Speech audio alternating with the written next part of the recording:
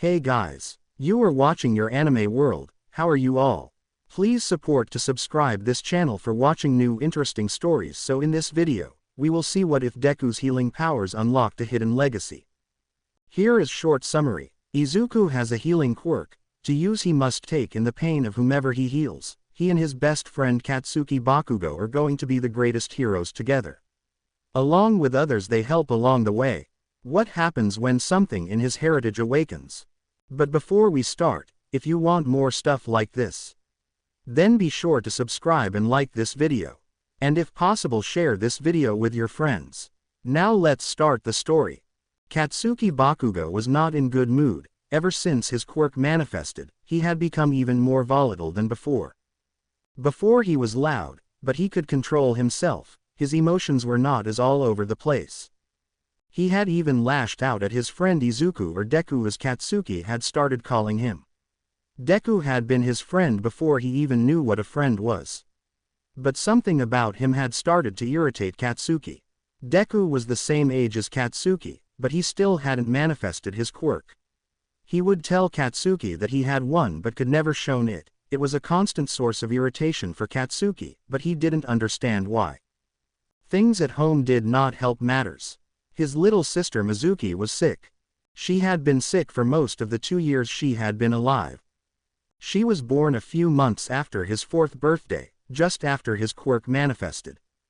His super powerful quirk, his father had told him that he had been given such a powerful quirk so he could protect Mizuki and keep her safe. He couldn't explode what was making her sick though. His parents were at the hospital all the time. Mizuki would come home but then they had to take her back.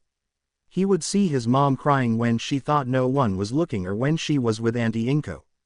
His mom would cry and tell Auntie that she didn't want to lose Mizuki. Someone called cancer was trying to take his sister, and Katsuki couldn't fight it, couldn't explode it, so he took it out on the world and the one person who would keep coming back to him, Deku. Deku would take all of Katsuki's outbursts, violence, and tears. Katsuki would rant at him, scream, and everything.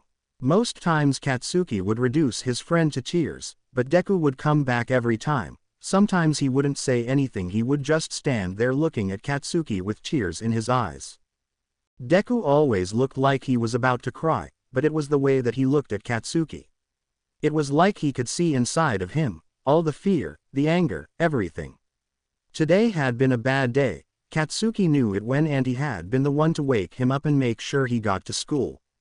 His parents had gone to the hospital in the middle of the night. Katsuki didn't know much but he knew that couldn't be good. As he sat under a tree, his knees tucked under his chin, his arms folded on top as a pillow for his head, he just wanted it to all be better. He heard Deku walk over to him. He could see the red high tops out of the corner of his eye, feel those eyes upon him. He had already knocked Deku down twice today. He even told him they weren't friends anymore, that he never wanted to see him again. He looked up at Deku and was about to say something when he heard the teacher call them both. When they walked over, he saw Auntie Inko standing there. She looked like she had been crying.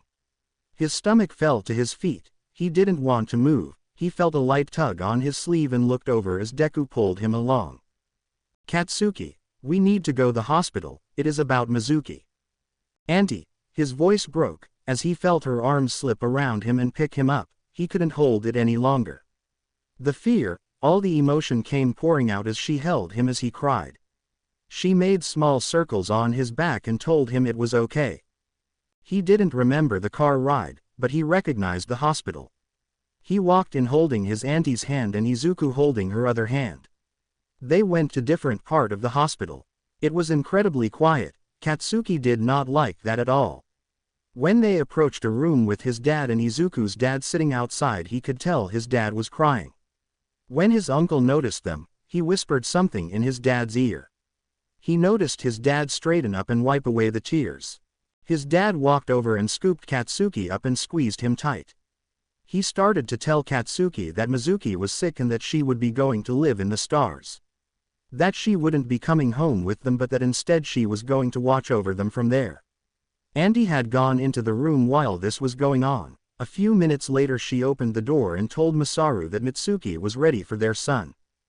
Katsuki walked into the room. It was all white. his mom was sitting by his sister's bed looking terrible. She motioned for Katsuki to come to her. Slowly he did. When he got there, she wrapped him in the biggest hug he had ever felt. She started to cry on his shoulder. He simply patted her on the back and told her it was okay. He didn't know what else to do. He looked over her shoulder at his sister. There were tubes in the beeping machine. The machine was going slowly, not like other times when he had been here.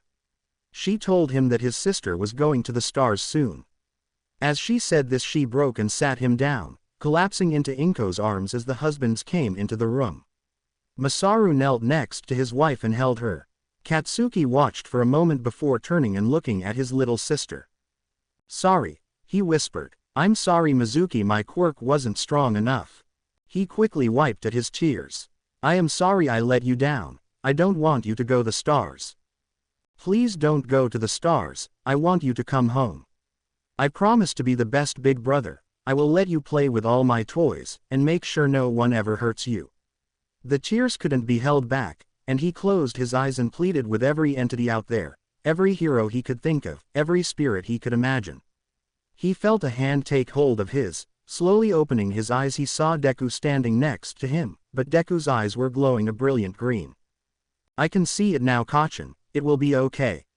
He let go of Katsuki's hand. He watched as Deku climbed up beside his sister and took one of her hands in his and placed the other on her forehead. He looked over his shoulder at Katsuki. "Don't let them stop me. If they stop me it won't work." "Deku, what are you doing?" "I can fix her," he whispered. Katsuki was about to say something. "Please Kachin, I can do this. If you were ever my friend, trust me this one time, I won't ask for anything ever again." For some reason Katsuki nodded his head. A pale greenish-white fire slowly spread out from the hand on Mizuki's forehead. It began to envelope her whole body. Katsuki was about to yell when he noticed the pillow wasn't burning and he couldn't feel any heat. In fact, he felt a gentle coolness. The fire was completely around Mizuki and the beeping machine started to go faster, which caught the attention of the pair's parents. "Izuku!" Auntie yelled. His uncle started to run at them when Katsuki remembered what Deku had said. "Don't let them stop me." "No, stop!" Katsuki yelled, raising his hand as they popped with his explosions. His uncle paused as his father and mother yelled at him to get out of the way. "No!" Deku said he could save her. The fathers kept trying to grab him, but he would make small explosions on their arms. He was fighting like a rabid animal. It was when he heard Deku scream in pain that they were able to get a hold of him and pull him off to the side as the mothers rushed over. As Deku screamed, Mizuki began to cry. Deku fell off the bed as Mitsuki rushed to her daughter. Inko went to grab Deku, but a blackish-green fire erupted around him. The heat was intense. Inko activated her quirk to pull him away from the bed as his father Hisashi ran over and pulled him farther away. Hisashi had fire resistance due to his fire quirk, but as he had barely dragged Izuku a few feet before he yelled in pain and Izuku went limp. Suddenly the fire died out. Deku looked at Katsuki. "Don't cry anymore, it's okay, it's all gone now." Blood began to pour out of Deku's nose and ears. He coughed, and blood flew out. Katsuki watched Deku's eyes roll back, and he passed out. Katsuki could see Deku smiling. Chaos erupted in the room as doctors rushed in to try and gain control of the situation. 2 doctors immediately started to attend to Deku while another went to Mitsuki, who was holding her daughter. The room went quiet when a small voice said, "Mama." Mitsuki looked down to see her daughter looking up at her, which shouldn't be. The doctors had used very heavy painkillers to keep Mizuki peaceful in her last hours. A female doctor ran over, her eyes glowing a brilliant rainbow color. The doctor's hands flew to her mouth. "The cancer. I can't see the cancer anymore, it's gone." Everyone in the room turned and looked at the unconscious boy on the floor. Katsuki ran over to his fallen friend and whispered in his ear. "You did it, Izuku, you did it. Izuku." The sound of a beeping machine and whispers penetrated the darkness, pulling Izuku back to the land of the living. He slowly opened his eyes to the white-tiled ceiling. He managed to croak out, "Mom." The whispers stopped. "Izuku." His mother crossed the room in a heartbeat and had her arms around him. He could feel her tears on his shoulder. Another strong hand took a hold of his. "Son." Izuku looked past his mother's curls to see his dad holding his hand, looking down at him with a look of pride. The sound of the door opening and nurses coming in managed to make his mother pull back and step away from the bed. Water, Izuku managed. His mother immediately pulled a bottle to her and opened it, handing it to him. He managed a few sips before he began to couch. His father caught the bottle before it slipped from his son's grasp. Mizuki, is she okay now? He asked. Yes, she is perfectly fine actually, a new voice said as it entered the room. The family turned to see one of the doctors entering the room. He was not very tall, but very bald with a large bushy mustache and blue eyes. Hello. I don't know if you remember me, but I am Dr. Tsubasa. I was the doctor who originally performed the quirk exam on your son here. His father walked over and extended his hand. Ah, yes Dr. Tsubasa, it is good to see you again. The doctor shook Hisashi and Inko's hands before walking over to Izuku. Hello again Izuku, how are you feeling today? You gave us all quite a scare after using your quirk. You have been asleep for 2 days. Izuku looked over at his dad and the water bottle. His dad walked over and helped his son sit up and take a few more sips. My throat hurts, but I feel fine. Is Mizuki really okay? Is the cancer gone? Yes, it is my boy. Do you know how you did it? I could see it, he said, his brow furrowed in thought. You could see it? What do you mean? Izuku closed his eyes in serious thought before taking another sip of water and thinking carefully. I could see what was hurting her. Elle could see her pain. Then what did you do?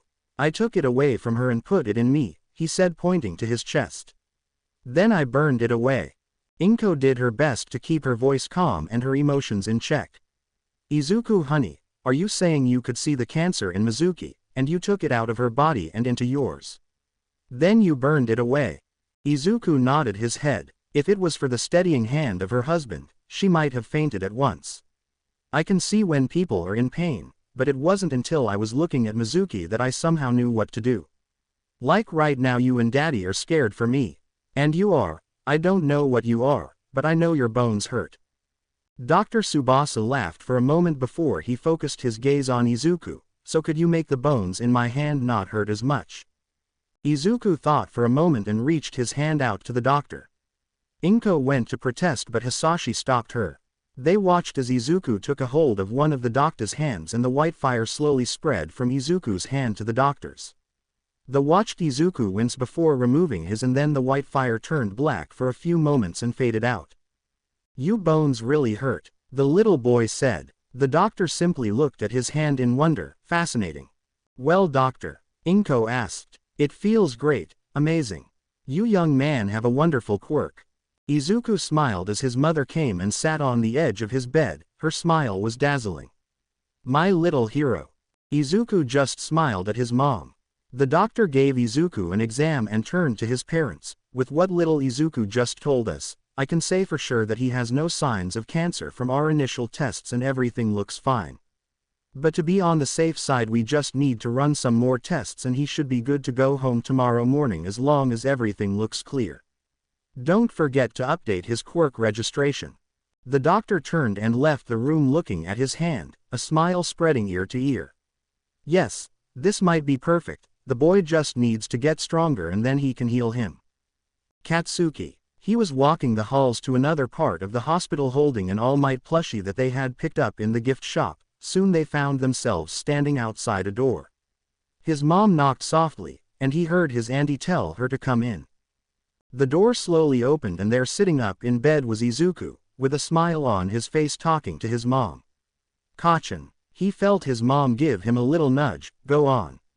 She whispered. Katsuki walked over looking at him. He could see that Izuku seemed happy. Katsuki hadn't seen him like this since before Mitsuki was born. Katsuki extended the plushie. This is for you Izuku. Izuku beamed and took the plushie from his friend.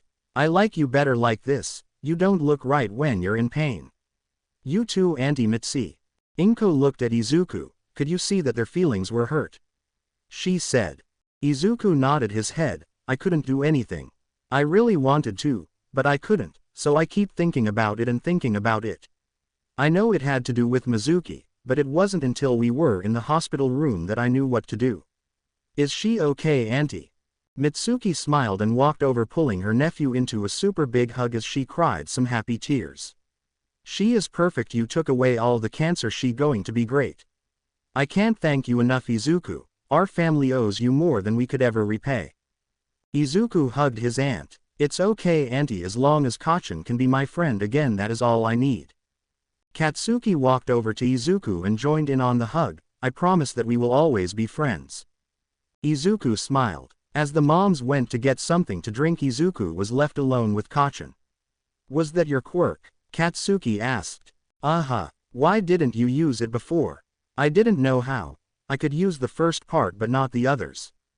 The first part. I can see when people are in pain, in their bodies or in their hearts, but I didn't know what to do. I could feel something inside of me, but I couldn't do anything till the other day when we came to see Mizuki. Then what did you do? I took all her cancer and put it in me and then burned it all up. It really hurt though. When I take their hurt, I feel it. I could feel all the hurt that Mizuki had felt from the cancer. So, if you heal someone with a broken arm, you will get a broken arm. No, I think I will feel what that is like to have a broken arm. You took all my sister's pain into you. So, you could heal her. You burned away the cancer. Yes, Katsuki realized in that moment that for the past 2 years he had been calling Izuku Midoriya, Deku. He had gotten all the kids in the class to do the same thing. He had made his friend's life a living hell. The reason that Izuku never left him alone was that he could see the pain he was in, and he wanted to figure out how to help. He endured the hits and explosions, everything, the yelling, the screaming, Katsuki throwing Izuku's lunch away, not letting him play with the class, all of it.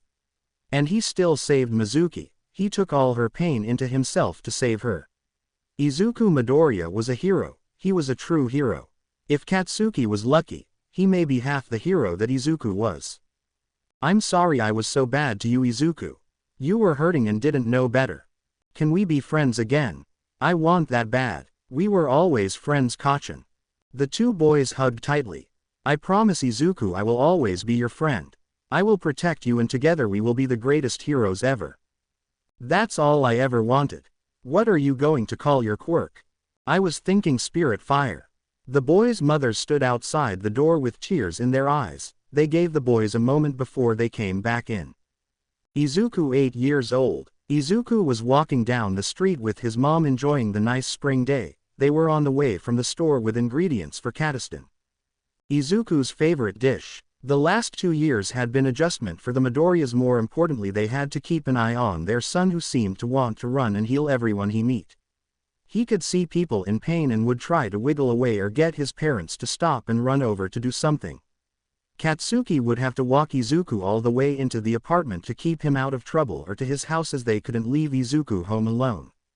Inko had come home one time to find Izuku with the next door neighbor who had fallen and broken her hip till Izuku had climbed across 3 balconies to get in and heal her. He would heal kids on the playground and was constantly getting in trouble for it, but I didn't stop him.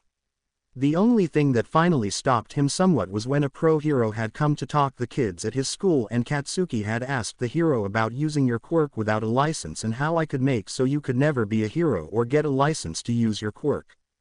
As they were walking, Izuku suddenly stopped and looked around as the pro hero Bravo came crashing through a building.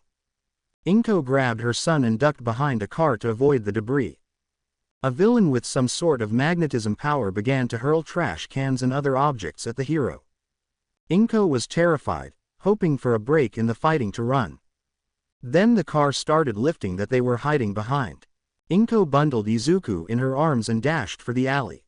Bravo threw an air blade to slice the car in half, sending Inko to the ground. As the blade sliced her back, Izuku tumbled to the ground.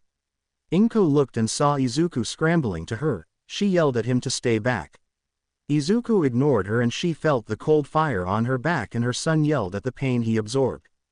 Before she could do anything, she felt a metal cord wrap around her ankle and yank her into the street. She was yanked to the villain as the cord wrapped around her. She was floating in between the villain and the hero, a jagged piece of metal pressed against her throat. You're going to let me go, Bravo, or this woman is going to get killed right in front of you. Now Magno, don't do anything too hasty. You haven't killed anyone before. You don't want to that. The Alpha and Gamma will be here soon. Don't make this worse. Then let me go and I will release her after I am free. I can't do that, Magno, you know that. Izuku, no. Inko screamed as she saw her son run out of the alley and up to the villain. Let my mommy go, he shouted. Kid, stay away, Bravo yelled. Magno smirked and went to kick the kid away for the kid to latch onto his leg and start biting him. Magno yelled and ripped the kid off, holding him by the collar of his shirt.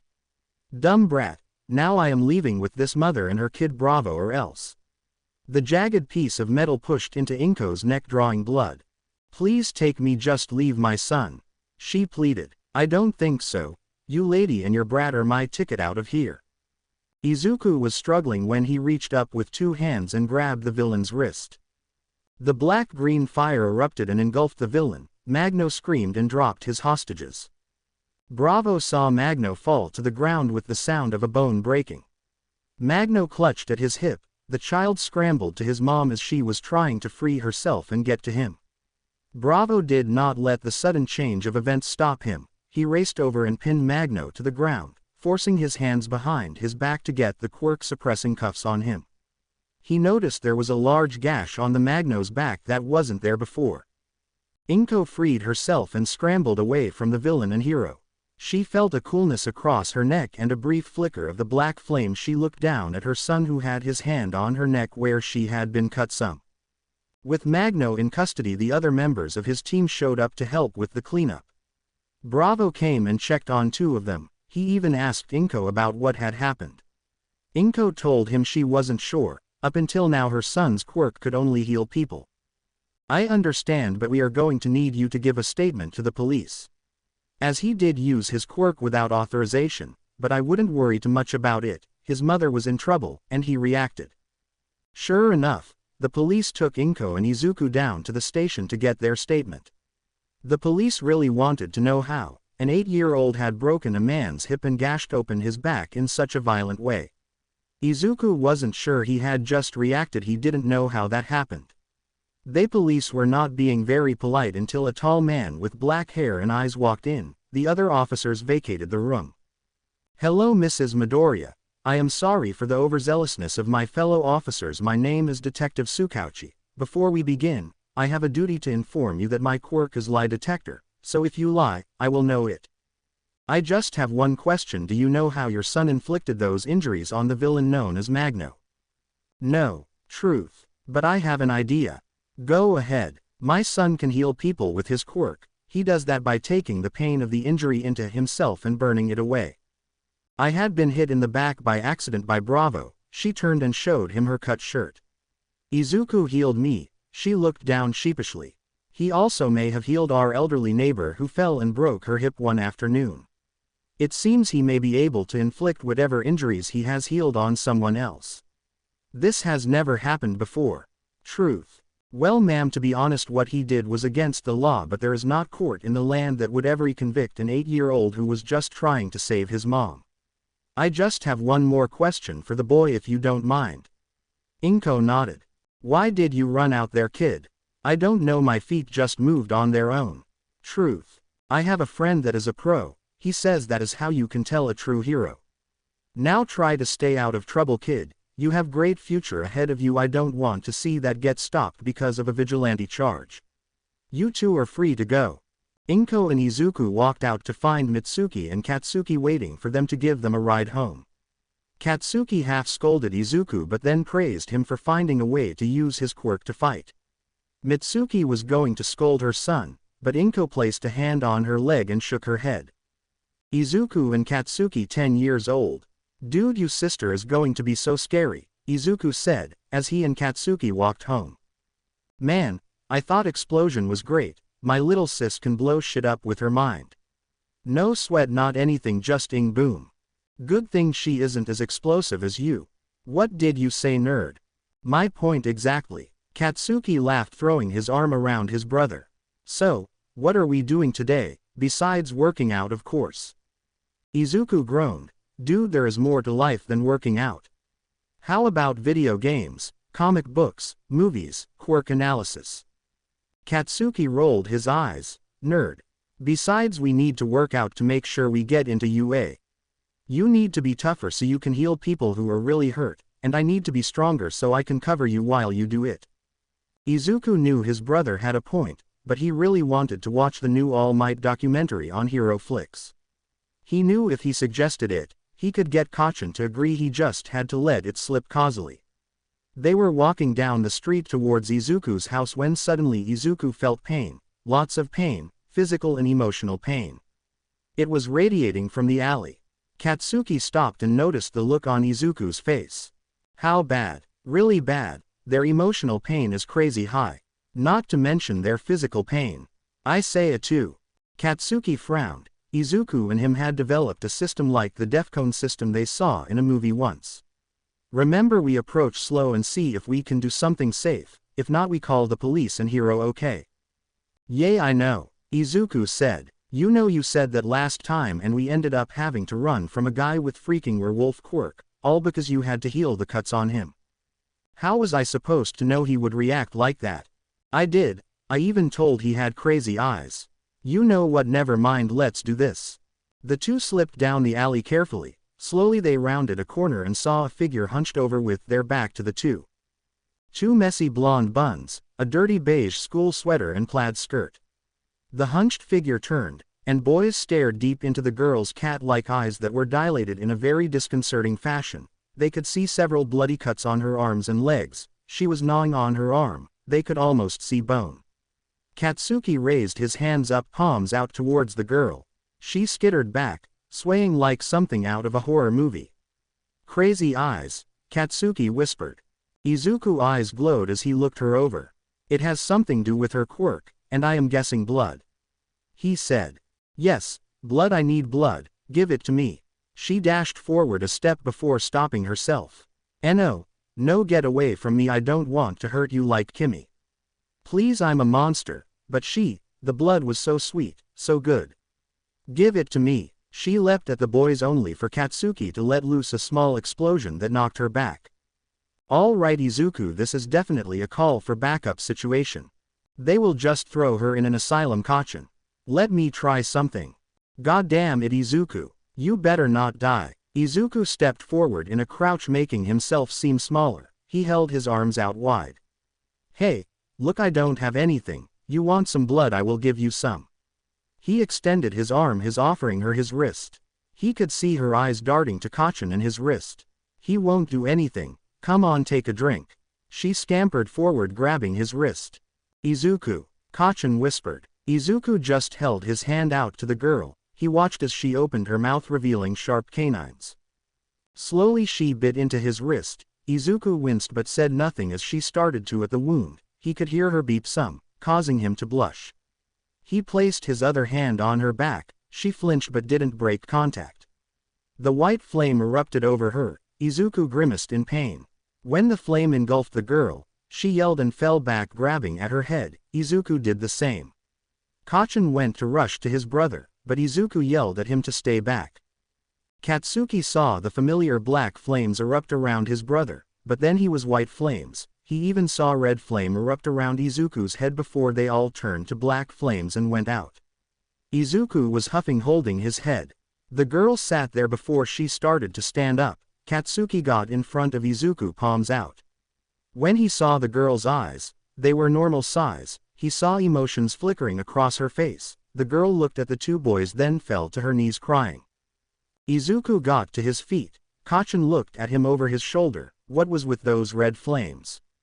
His head was damaged. I think that is what that was. You can tell Auntie Inko you can absorb brain damage. Leave me out of that. The boys turned their attention to the girl. Izuku moved forward. Hey, is that better? The girl just looked up. Yes, oh God, yes. What did you do? I took your pain in and healed it. Why did you do that? 'Cause that is what heroes do. Do you have somewhere you can go? Do you need help? The girl sniffled. I don't want to go home. They do things to me there.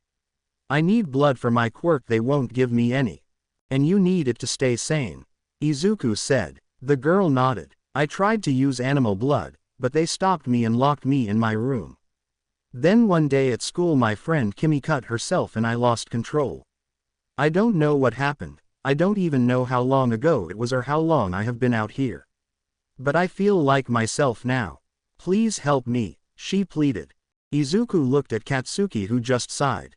We should take her to your house, Auntie is home, right? Yay, my mom is. Okay, let's take her there, then I can call my dad.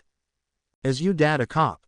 The girl asked Katsuki. Worse, lawyer. Izuku smiled at the girl. My name is Izuku Midoriya, and this is Katsuki Bakugo. The girl wiped her eyes with her dirty sweater, Himiko Toga. Well, Toga, let take you to my place so we can get you some food and clean clothes. Izuku said. Will you mom be mad?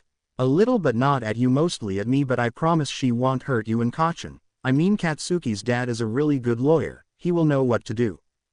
The three kids exited the alley and made their way towards Izuku's home. Inko Midoriya was a reasonable woman. Her husband, who had been going back and forth overseas, was finally coming home to stay. His son, though prone to rash actions, they came from a place of caring. His brother had grown and changed so much after the hospital incident, it was like she had two sons. Mitsuki felt the same way. She knew it was impossible to totally stop Izuku, but they had been curbing his actions and she felt they were in a good place. Then they came home with one Himiko Toga. Inko immediately recognized that Izuku had healed the poor thing, and the way Himiko had cried when Inko offered her a shower and a promise to not call her parents or the police right away until after she heard the story. Well, it broke Inko's heart. Then, as the Himiko was in the shower, and Inko had put the poor thing's clothes to wash, she sat down and listened to Izuku's story as Katsuki had stepped onto the balcony to call his dad. Inko listened to the whole thing, calmly stood up and walked to her husband's study, retrieving the bottle of whiskey, hidden in his desk. Poured herself a drink, calmly downed it in one gulp, doing so again with the second. She then poured a third, and without a hint of emotion, which terrified Izuku. Now let me get this straight. You decided to go into an alley and not only let Himiko drink your blood, but then you decided to heal her without her consent. Then you figured out that you could absorb whatever madness was affecting her and you decided to absorb that as well. But mom, he interjected. Izuku Midoriya, I am not finished. You will know when I am. You will also know when I want you speak. Izuku shut his mouth and just nodded. Katsuki heard that part and decided that the patio needed every ounce of his attention as he saw the specter of death inside the house and said, not today. You did this not knowing what would happen to you, or her. Or if you could even heal this once you took it into yourself. Now Izuku Midoriya, when did this all become a good idea in your mind? I can't really say, he said meekly. Katsuki Bakugo, she yelled. Katsuki winced and poked his head inside. Yes, auntie. At what point did you suggest that maybe the two of you should call a hero or the police? As soon as she turned around and we could see what was happening, auntie. You may continue admiring the patio. Yes, ma'am. Thank you, ma'am. Katsuki did exactly that. Interesting. Do you have a counterpoint, Izuku Midoriya? Izuku winced as she was continuing to use his given name. No, but, she just silenced him with a look as she took a sip of her drink. It is obvious that Ms. Toga needs help, and luckily you were able to provide it, without causing any apparent harm to yourself. After we handle this situation, you are grounded for 2 months. Izuku began to protest but quickly thought better of it. There will be no hero journals, no watching battles, no television, no internet, no video games, no watching the new All Might documentary. Instead, you will read books that I assign to you and will write me book reports on every single one. You will clean the house. If you use your quirk at any time during this period, you will have your punishment extended 1 month if not longer. Your allowance will be forfeited during this time as it will be donated to the charity mission downtown. You will be allowed to train with Katsuki at his home gym only. I will inform your aunt and uncle of your punishment. Now the only words out of your mouth better be yes, mom. Yes, mom, he said, defeated. Oh, cell phone. She held out her hand. He handed it over. He saw her going into the settings and locking out everything but text messaging and phone calls. She then handed it back. Understand, Izuku, that the fact you want so desperately to help those in need is not a bad thing, but you are not only jeopardizing your future but Katsuki's as well. Not to mention all the other people in the world that you will not be able to help. And you are jeopardizing your health as well. Katsuki. He stuck his head in again. Is your dad on his way? Yes, auntie. Good, come here. Katsuki walked over. Inko dug into her purse and pulled out money. Take this and Izuku and go down and pick up 2 large pizzas, salad, and cinnamon balls, as well as some soda. The 2 of you are to go and come right back, understood? Yes, auntie, he replied. Inko brought him into a loving hug. You're a good boy, Katsuki, keep looking after your idiot brother. Katsuki smiled and hugged her back. Always. Good, now get out of here. I can hear the water turning off and want to talk to Himiko in private. The 2 boys left as Inko went and knocked on the door. Himiko, I have some clothes for you to wear. I would like you to open the door so I can check for any other injuries. I am a nurse. If you don't want to, it's okay. Slowly she opened the door some. Are the boys here? No, it's just us, dear. I sent them to get us pizza for dinner. Is that okay? Yes, that sounds really good. Himiko opened the door and Inko stepped in. As Inko looked over the girl, she could tell that she was very undernourished and very frightened. Inko saw some old marks on her back from what looked like a belt or such. Did your family do this, Himiko? Inko said in a soft voice. Himiko tried to hold her voice together. Yes, when they found out I was sneaking out to drink blood from animals, they did that. Sometimes they would lock me in the closet for weeks. Why did they not like you drinking blood? They said it wasn't normal. They said that I didn't need it, but Himiko started crying as she turned to look at Inko. But I do. If I don't, then my mind gets all weird and I hear this voice that tells me to do bad things. I don't want to do them, but I need the blood. Does that make me bad? Inko gently wiped the girl's tears. No, sweetie, that makes your parents bad. You need blood just as much as people need water. It is just part of you, and they should have never done that to you, sweetie. I promise that I will do everything in my power to make sure that it never happens again, okay? Himiko started crying. She moved forward like she wanted a hug from Inko but was afraid to ask. Inko just pulled the crying girl in and held her while she cried. Eventually Himiko settled down and dressed in some of Izuku's old clothes. By the time boys came back, they walked in with Masaru. Hello, Inko. Katsuki filled me in somewhat, he said as he entered the house, spotting the nervous young girl. Hi, you must be Himiko. Do not worry about anything right now, just eat some food and we can talk afterwards. Himiko nodded. Izuku walked over to her and smiled. He extended his hand, which she took a little shyly as he led her over to the food, encouraging her to get as much as she wanted. Even Katsuki was doing his best to keep his more explosive tendencies in check to avoid startling her. For the boys this was just another evening meal. For Himiko it was what she had dreamed of. No yelling or scornful stares. She was doubly surprised when Masaru pulled a jug of pig's blood from a bag. I asked him to pick it up in case you were thirsty, Bakugo said. I remember you saying that you were using animal blood before your family stopped you. Would you like some? Inko asked her. Is it really okay? Himiko responded. Wordlessly Inko went and pulled out a mug and poured Himiko some and set it down in front of the girl. I promise, Himiko, it is just fine. Himiko bit her lip, thinking about what to do. Maybe it was some sort of trap, maybe they were going to do something once she did drink it. But then she thought of what Mrs. Midoriya had said and what Izuku had done for her. With a nervous glance she took the cup and had a drink.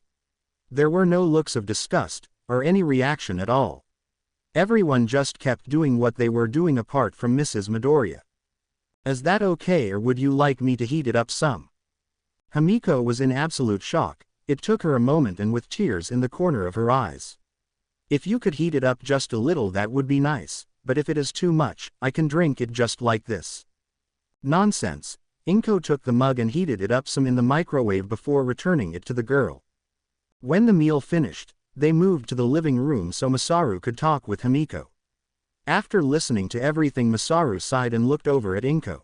Well, Masa, we can get her parents on neglect and child abuse, possible criminal charges for the denying her blood and causing a psychotic episode. I am going to make a phone call as we need to find out what happened when you attacked Kimi. We should be able to argue insanity regardless due to the actions of your parents, but Himiko, it will require us going to the police. But don't worry, I will be there with you. I will make sure you are not taken back to your parents until an investigation is completed, they will probably put you in foster care while that happens. Can't she just stay with Izuku and I? I don't want her to put into the system," Inko said, before she turned her attention to Himiko. "That is only if you want to, dear. If I could stay here for a while that would be nice, none of you look at me funny," Himiko said. "Well then we should get this started as soon as possible. My car is downstairs if you two ladies are ready." Inko nodded and using her quirk pulled her coat and one of Izuku's hoodies from the closet. She handed the jacket to Himiko. "Here dear, put this on, it can get cold in those police stations. Izuku, remember you are grounded, so I want you in bed early." Katsuki and Izuku walked over and to Himiko's surprise they both gave her a hug.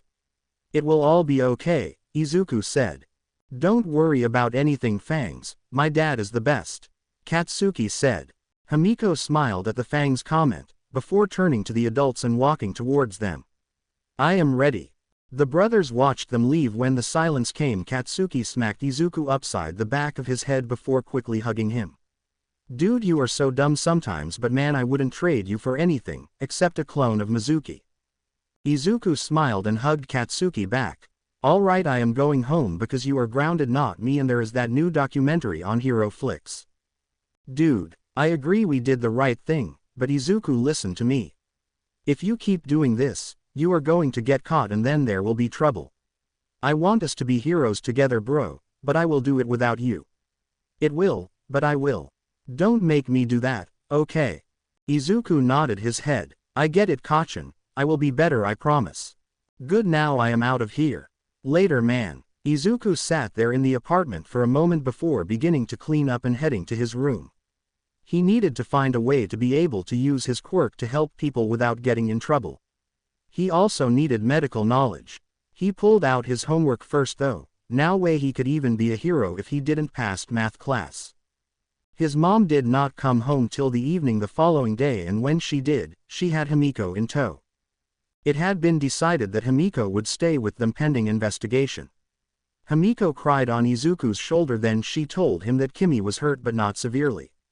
That Kimi, after learning of Himiko's quirk and the need for blood, she had forgiven Himiko on the spot. Kimi's parents even decided to not press charges against Himiko but to instead go after Himiko's parents for monetary compensation. It was an adjustment in the house as they moved Himiko into the spare bedroom and saw to her needs. Himiko kept waiting for the dream to end or the other shoe to drop, but for a little while at least it was pure fantasy. Himiko had to attend quirk counseling, as well as therapy. Izuku had to go with her to the quirk counselor due to bad past experiences. Izuku welcomed it and was fascinated watching the counselor work with Himiko and her quirk. The fantasy didn't end but instead hit a snag when after 1 month Himiko was informed that she would have to go to court for the case against her parents, and they would be looking to place her in a permanent foster care. Luckily for Himiko, that was when Hisashi came home.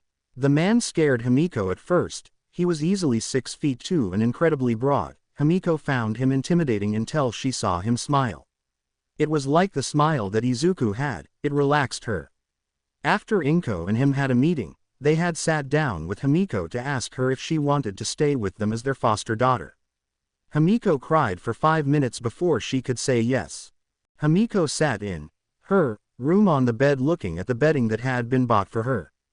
The clothes that they had bought her, the plushie, the slippers, the robe. These people had come out of nowhere. First Izuku and Katsuki had come down that alley and risked their lives to help her. Second, Inko took her in and listened to Himiko's story and hugged her. Third, Matsuo had been true to his word and was fighting tooth and nail for her. Fourth, Hisashi had come home to find a strange, potentially dangerous girl in his home and had wanted her to stay.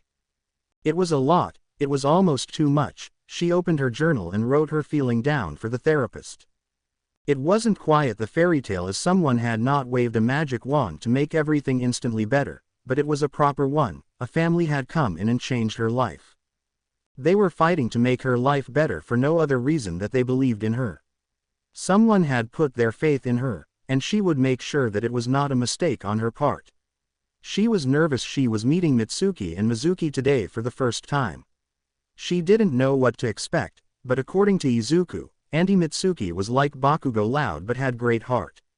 And Mizuki was seemingly more subdued like Masaru but had recently discovered she could blow things up with her mind.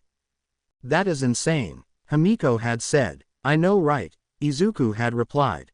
Adjusting and rebuilding. Normally Izuku's punishment would have been terrible torture for him. Well, it still was, but the presence of Himiko and then the return of his father had made things a lot more bearable.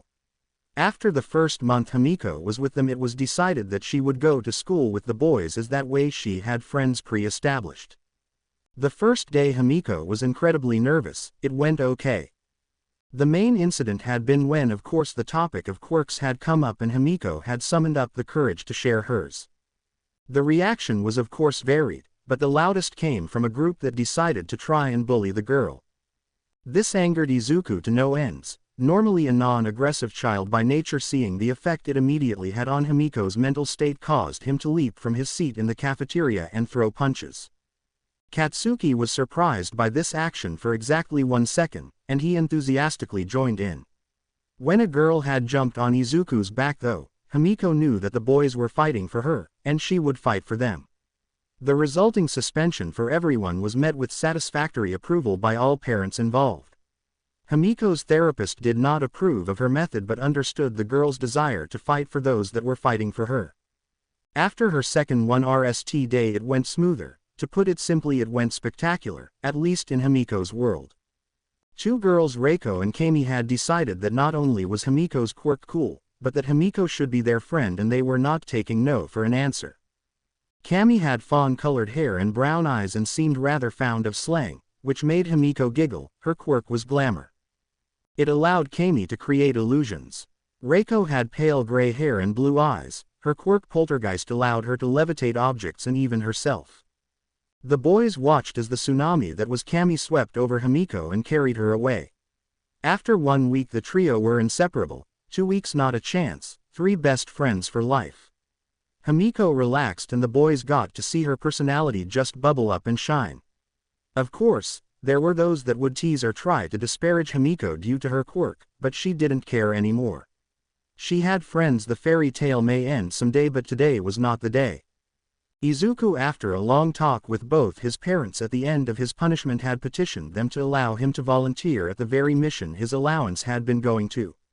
He needed to help people, he just wanted to help, so he figured that this would be the best way he could. His mom agreed that the two of them would donate time to the mission. She could donate her nursing skills with Izuku as her assistant. To say that it tested Izuku's resolve was an understatement. He saw so much in the way of injury and mental pain. He wanted to reach on and take it all, heal everyone, but he knew that wasn't allowed to. But at least working with his mother he was learning how to treat things without his power. He was able to provide aid and get that release he wanted. One evening he was cleaning up and a fight had broken out in the sleeping room. The adults had gone to deal with it when a young boy came stumbling into the kitchen clutching his stomach. Blood was seeping out between his fingertips and pooling on the floor. The boy's purple eyes locked onto Izuku as he managed a weak cry for help before collapsing. Izuku's cry for help was much, much louder. He grabbed a clean towel and immediately ran over to apply pressure like his mother had told him. He watched in horror as the towel was soaking a deep crimson. Over and over, he screamed for help. One of the workers looked in at the scene and immediately ran to find some aid. The boy gasped and blood bubbled from his mouth. He wasn't going to make it. It took Izuku 1 second before his hands erupted in white fire over the wound. Izuku let out a strangled cry as he now knew what it was like to be stabbed. He would not recommend it. 0 tenths. He felt and saw the healing work. He immediately fell back as the white fire engulfed him, healing the pain. Izuku lied there panting. He looked over at the boy to see his breathing steady out and his eyes flutter. It was then he saw a girl with green vines for hair holding onto a woman with similar hair staring at him. The little girl ran to him while her mother raced to the other boy. The girl grabbed his hands and stared deeply into his eyes. There was a twinkle in her eyes as she stared at him. "Glory to the Lord, for he in his infinite wisdom has brought you here this night to save the life of his wayward sheep," she said. Izuku looked at the girl. He didn't know what to say. The look in her eyes and the passion in her voice caught him off guard. Thankfully, Inko came busting in with a med kit. Her eyes immediately fell on the boy asleep on the ground and then to her son, who sheepishly looked at her. freeing his hand from the girl. He held them up in defense. Mom, before you say anything, he was bleeding out. I applied pressure and everything like you said. If I didn't do something he was going to die. Inko walked over to the sleeping boy and checked his breathing and pulse. What was his injury? Izuku winced. Knife wound to his stomach, internal bleeding, his lungs were filling with blood, he couldn't breathe. Inko looked over at her son. Good job, Izuku. I know you called for help and tried to triage first, so you are not in trouble today. Izuku let out a breath he didn't know he was holding. The woman walked over to Inko. You must buy Mrs. Midoriya. I am Sinaru Shiozaki. I finance this facility. Thank you for your quick action tonight, and praise God that you have instilled such a selfless nature into your son. I am not sure what his quirk is, but it is a true blessing from on high. To heal by fire is truly a miracle to behold. Well, I thank you for your praise, Mrs. Shiozaki. You must understand something, that for my son to heal someone he must take the pain unto himself first. So as of tonight, my son knows what it is like to be stabbed. So not only does he heal, he takes their pain unto himself, but God's gifts also are truly wonderful to behold. Izuku watched the conversation in confusion, till the young girl caught his attention again. Abara Shiozaki, she said, extending her hand. Is that true, you take on their pain to heal them? Yea, essentially. I can see what the injury is, the pain, and then I take it and burn it away. Are you part angel? No. My mom is right there, and my dad works for a support company, Izuku responded. He noticed the girl seemed a little sad. I wish my quirk could heal, but I know that I have the quirk God has bestowed upon me for a reason. I just need to figure that part out, she said, seeming a little sad. What is your quirk? Vines, she said as her hair began to move and extend some. Wow, which is a good quirk. You could be a great rescue hero or just any type of hero. Can they grow bigger? The little girl nodded. Then that's amazing. I wonder what factors into their growth. Is there a way to make them grow faster? How much can you lift with them? It would be great for capture, and not to mention rescue. Izuku felt a tug on his sleeve from his mom's quirk. Dang it, I was muttering again. I could be a hero. She said, her eyes wide. Are you going to be a hero? I think you would be an amazing hero.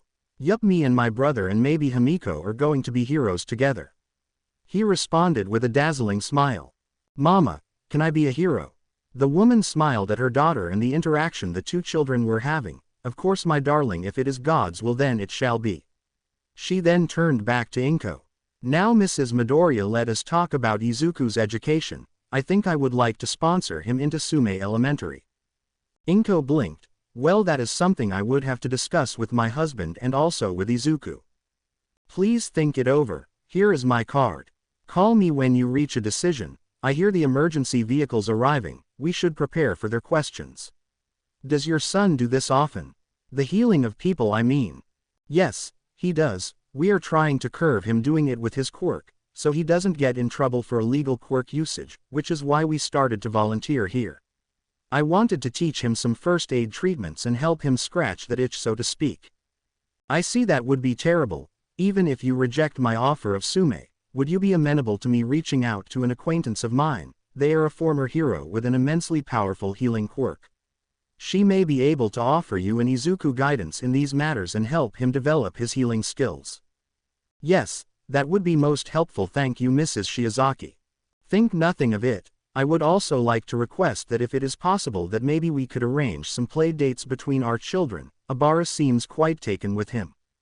Inko looked over and saw the two green-haired children talking and smiling. I think we can do that. The door soon opened, and a couple of police officers and a paramedic came into the room. The rest of the evening was spent answering questions and filing reports, and of course for Izuku a conversation about quirk usage. Abara was sad to see her friend leave but brightened up when her mom told her that they would see each other again. The next morning Sinaru woke early, set about answering various emails and ensuring their company would continue to function. Before she decided to make a call. Hello Chio, how are you this morning? I am doing well, it is another wonderful day. I am calling you because I have come across a young man with a rather potent healing quirk. He seems to be a good boy, but according to his mother he has a strong desire to help people and it may derail his desire to be a hero. The boy heals people by taking their pain into himself and burning it away. God is wonderful. Meanwhile, Bakugo was pinching the bridge of his nose looking at his brother while Himiko was giving him an exasperated look. So let me get this straight. Last night at the shelter where your mom took you to keep you out of trouble you had to heal a kid our age who had been stabbed. Yes, that's it. You are not allowed to leave the house anymore without me. I am going to join you at the shelter.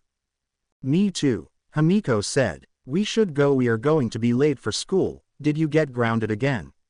His brother asked. No, actually I called for help and tried first aid, but he was going to die so. Izuku shrugged his shoulders as they made their way out. By the way, getting stabbed is a 0/10. I would not recommend it. Katsuki started to laugh at that. Thanks, I can take it off the bucket list now, nerd. Promise you will help me keep an eye on this delinquent Himiko. I promise, even though without him I wouldn't be sane right now. I get what you were saying. Wait, when did I become the delinquent? Izuku said. How many conversations have you had with the police or a pro about illegal quirk usage? Izuku was about to try and defend himself, but in the end, fair point. But on the plus side, I meet someone else that may want to be a hero as well.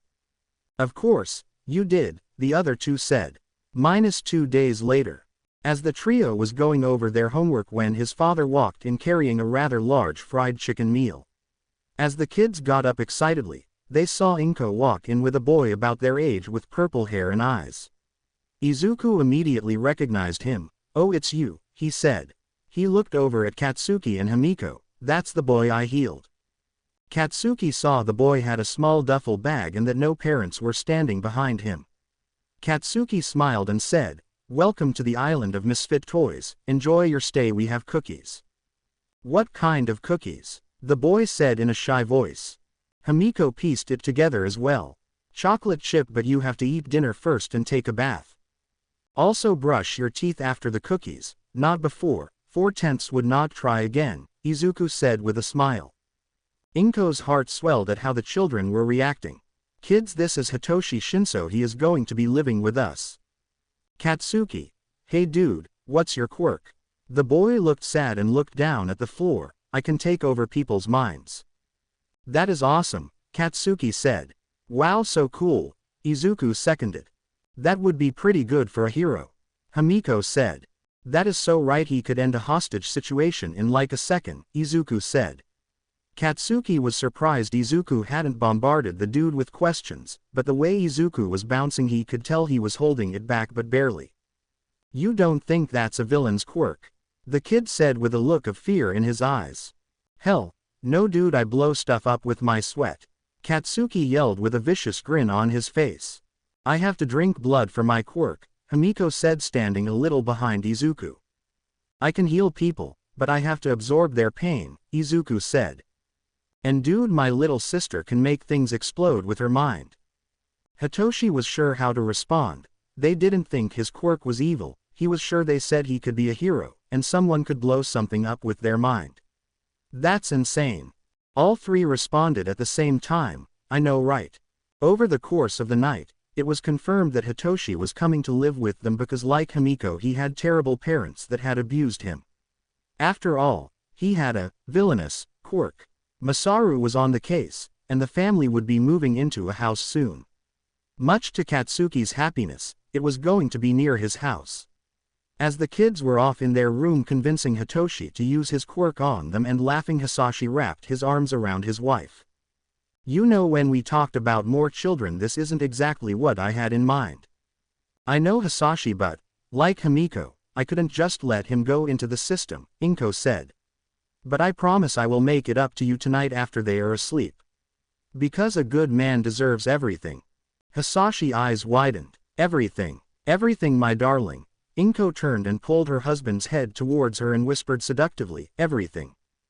Hisashi giggled. Later, Hitoshi joined the trio at school. Luckily this time there was no fight on the first day. The other students learned their lesson after Himiko.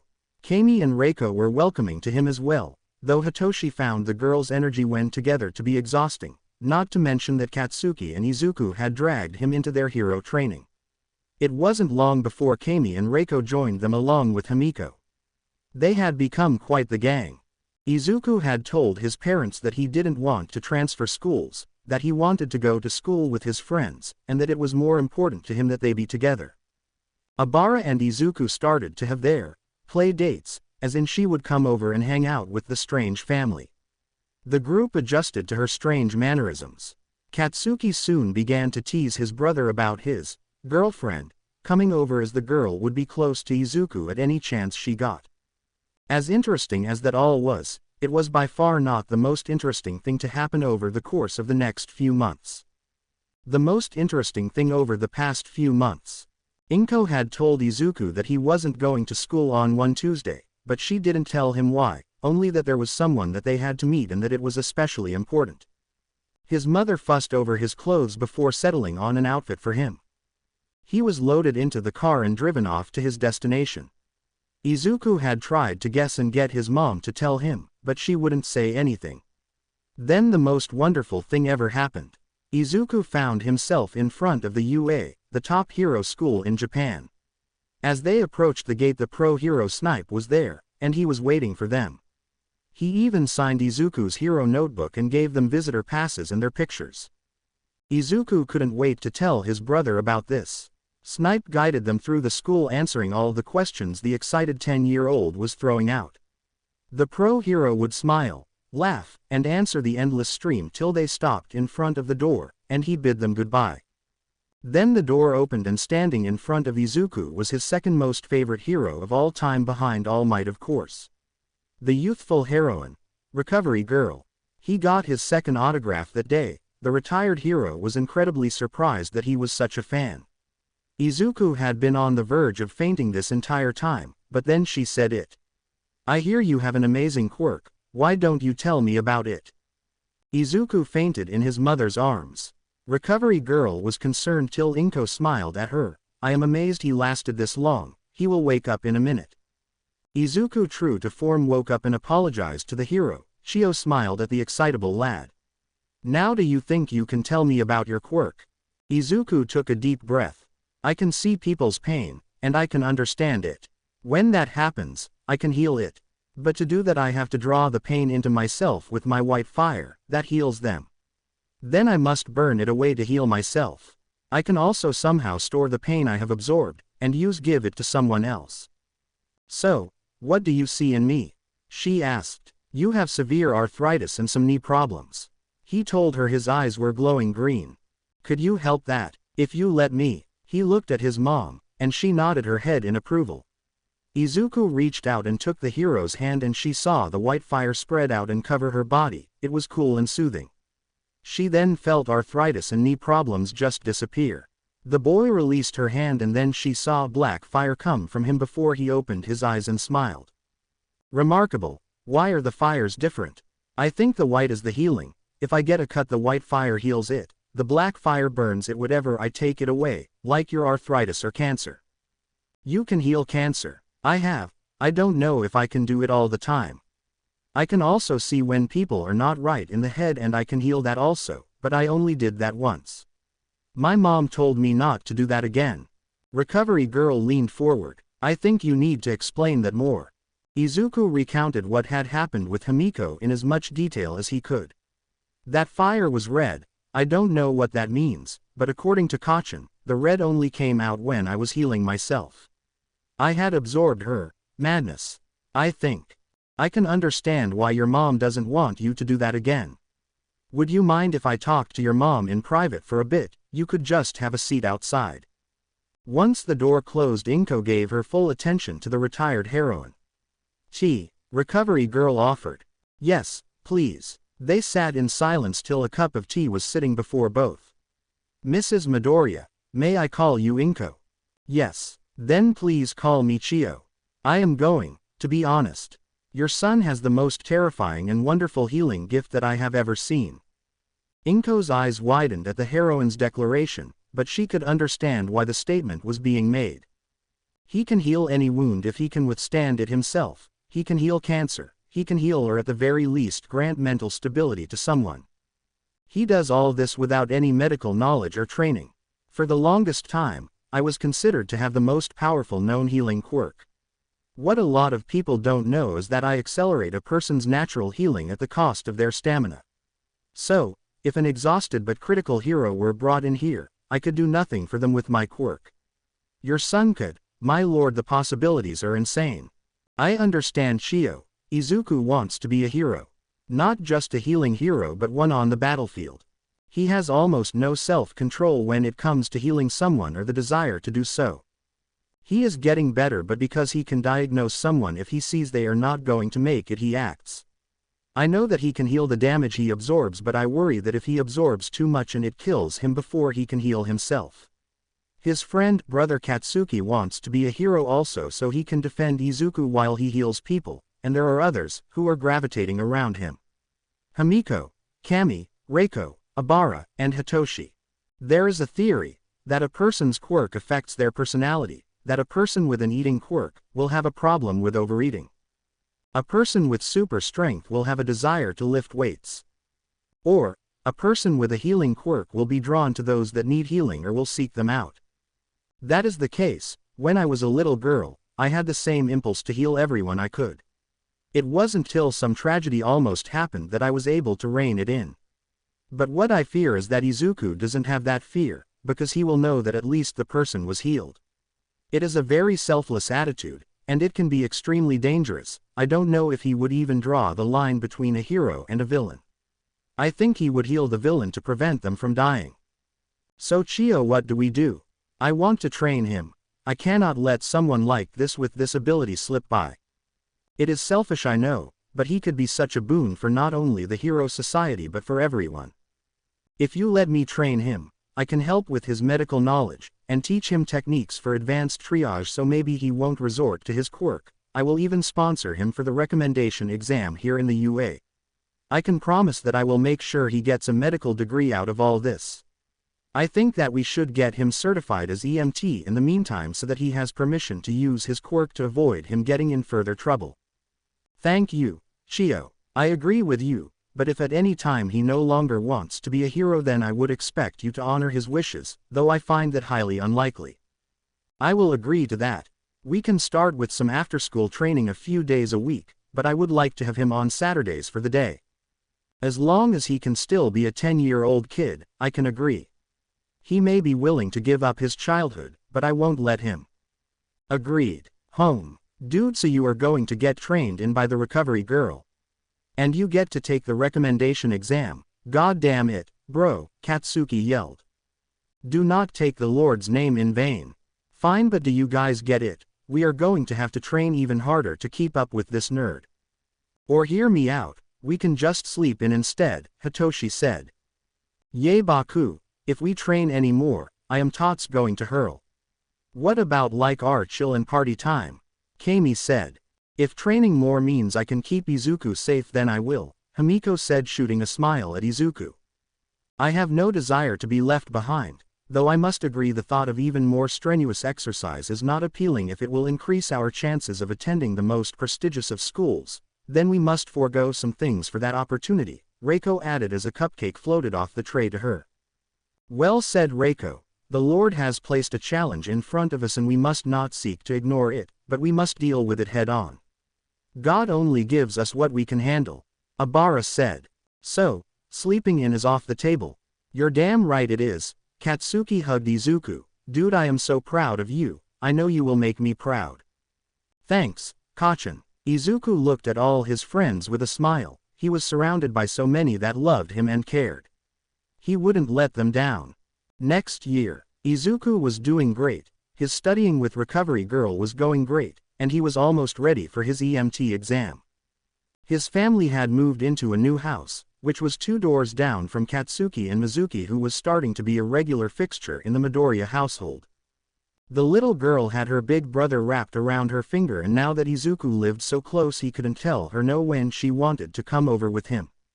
The little girl would immediately glump Izuku and follow him around. The house was always lively and full of kids running around outside the house. Inko couldn't have been happier. She had her husband and 8 kids, rowdy boys, and crazy girls. Kami, Reiko, and Abara were over as much as they could be. she would come home to find them all studying in the living room or on the couch watching movies. She would smirk at how Kami would tease Katsuki all the time, or how Reiko and Hitoshi would be huddled next to each other watching horror videos on the computer. Abara and Himiko would always be around Izuku with Mizuki bouncing between him and Katsuki. Izuku was sitting in the medical ward with a lollipop in his mouth. Recovery girl had gone to talk to Nezu, leaving the boy alone. All the students had gone home, so Izuku was just waiting for her to return when he heard the door open. Turning expecting to see a member of the faculty, instead he was greeted by a skeletal blonde-haired man with piercing blue eyes. "Oh God," Izuku said as he jumped off his chair. "Sorry about that, but you scared me. Can I help you, sir?" "Well, hello, young man, I am looking for Recovery Girl. She went to a meeting with the principal. You are more than welcome to wait, Mr. Yagi, and you are." "Sorry, sir." Izuku bowed. "Izuku Midoriya. You seem rather young for a student there, Midoriya." "I am not a student, sir, I am studying under Recovery Girl." "Yes, she has said something about taking on a protege." "I don't know if I would go that far," Izuku responded. Before Izuku could continue, the man began to cough up blood at an alarming rate. The surprised boy ran over, offering him tissues and guided him to a medical bed to sit. Izuku looked at him and stepped back in shock and some horror. "Oh my God, Mr. Yagi, how are you still standing? You are missing a lung, your stomach, esophagus damage, and most of your intestines. You are undernourished, and your remaining lung only works at 75%. The scar tissue alone is insane." Mr. Yagi looked at the boy with shock till he noticed the boy's glowing eyes. "Must be his quirk. How did that happen? I used to be a hero until a fierce battle with my most dangerous opponent left me like this." "Really, what was your hero's name? I don't recognize you, and I know a lot of heroes, and I mean a lot." "It is not important. What about you? Are going to be a healing hero?" Izuku could tell that the man didn't want to talk about his hero work. It was then suddenly the man grabbed at his chest and he began to have a seizure. Izuku yelled but ran over and hit the alarm button. "Emergency, emergency, seizure event code blue. I repeat, seizure event code blue." He called over the emergency system. He ran over and pulled the heart monitor system over and began to feverishly hook the man up. "Mr. Yagi, can you hear me? You are having a seizure. Help is on the way." Izuku's eyes lit up as he looked over the man. "Your intestines are rupturing. Something is wrong. This isn't natural. Your organs are vibrating and breaking. Code black, code black." The man's blue eyes locked onto Izuku's. Izuku could see fear, intense fear, and regret. This man was terrified in a way Izuku had never seen. The way the fear intermingled with the regret, it was hard for Izuku to separate the two. It was as if the man had failed the world. "Don't be afraid, Mr. Yagi, because I am here." The man's eyes widened, and his convulsions paused before they started to get worse. Izuku started to panic. What was this man's regret? Why was he so afraid? It was a failure. The man had failed at something. Izuku grabbed his phone and fired off a text to his mom. It said one word. "Sorry. Mr. Yagi, do not waste your second chance, and tell my mom I love her." Izuku pressed both his palms on the man's chest and white fire erupted with such force that it knocked over machines and the window exploded. Recovery Girl and Nezu stepped out of the elevator to see the door to the medical office explode in white fire. The heroine's heart dropped upon hearing the scream. Midnight and Eraserhead rounded the corner on the opposite end. "Aizawa, shut the boy down now. Shut him down." Eraserhead or Shota Aizawa rushed towards the fire, ready to try and push through, when it suddenly stopped. Shota heard a body hit the floor. He tore into the room to see the boy Midoriya on the floor with blood flooding out of his body. Midoriya household. Himiko and Hitoshi were in their rooms when they heard a heartbreaking scream and the sound of dishes crashing from the living room. They burst out and looked at each other. "Inko," they said and bolted downstairs. They ran into the living room to find Inko on the floor, her phone in her hand. Himiko picked it up and her heart dropped. "Izuku. Sorry, Izuku. Well, that was a short life. I hope that Mr. Yagi's regret was as big as I felt. Himiko and Hitoshi will have to take care of Mom. Kacchan is going to find a way to summon my spirit just so he can blow me up. But it was worth it, he will live." So, accepting. Who was that? You willingly sacrificed yourself to save someone you hardly knew, and now you accept death so calmly. I knew what would happen if I healed him, but I couldn't let him die like that. But who are you and why can't I see you? Are you sure you want to? What does that mean? What if I am an angel? Then shouldn't that be a good thing, at least according to Abara? Angels are good things. A creature that was made to worship God, but whenever God needed a punishment doled out, he would send an angel. Would you ever really want to meet an angel, a creature such as that, their existence praising God but always with one wing dipped in blood? I never thought of that. Then again, I am not a Christian, so I guess I wouldn't know. But either way, if you are the last thing that I will talk to before I go on to the beyond, then I would like to at least see you. Suddenly Izuku felt himself standing on grass, in a vast and beautiful field ringed in cherry blossom trees. Standing before him was, for lack of a better word, beauty. I may have been male, but Izuku's mind couldn't conceive of its gender. Long flowing black hair, blue eyes, unearthly porcelain white skin, wrapped in a midnight blue robe, two large white wings seemingly made of a pure white light protruding from the person's back, the tips of the wings red and dripping. Well shit. Language. Sorry about that. My best friend and his mother are quite fond of swears and I have picked up on quite a few. One time they were changing a tire and managed to lose all the lug nuts in the snow. The tapestry of swears that they wove that day may still be hanging somewhere over Tokyo. The being laughed, not the reaction I was expecting but amusing. Truthfully, I don't know what to say. My brain is kind of grasping at straws. It is all right, Izuku, it is to be expected in this situation. Not to be rude, which means whenever someone says that they are going to be rude. But why am I here and why being you talking to me? Well, your statement is true, it is also understandable. You are here because I chose you to be. I wondered what you would do in the situation, and to my amazement, despite the constant warnings and worries of those around you, you still did what you did to save another. I find it impressive, especially for one so young. I am pleased to see my brother's lineage still carried his calling. You mean your brother is one of my ancestors? Yes, exactly. I still recall the day he fell. Not out of pride, not out of spite, but out of love. I tried to talk him out of it. I warned him that I would have to come for them at some point, but he still did it. It was beautiful, it was tragic, it was everything for which one could hope. His blood runs through you, his ideals rest inside you, it warms me. Are you an angel? I have been called that. I have been called many things. Your people called me Shinigami, Egyptians, Anubis, Greeks, Thanatos or Hades, Norse, Hell, the Jews, Azrael. Lately, I am just called Death. I am talking to the embodiment of death. Yes. For reals. Yes, he said with a smile. Okay, so what happens now? I am going to send you back. It pained me greatly to collect my brother. When I collected so many of his lines, I never saw one that reminded me of him so much. I will return you to the world, and watch what happens. Thank you, Izuku said. What else could he say? This could be a hallucination caused by his brain shutting down, or something. He honestly did not know what else to think. One question. Only one. I can entertain one. What was his name? Your brother, my ancestor.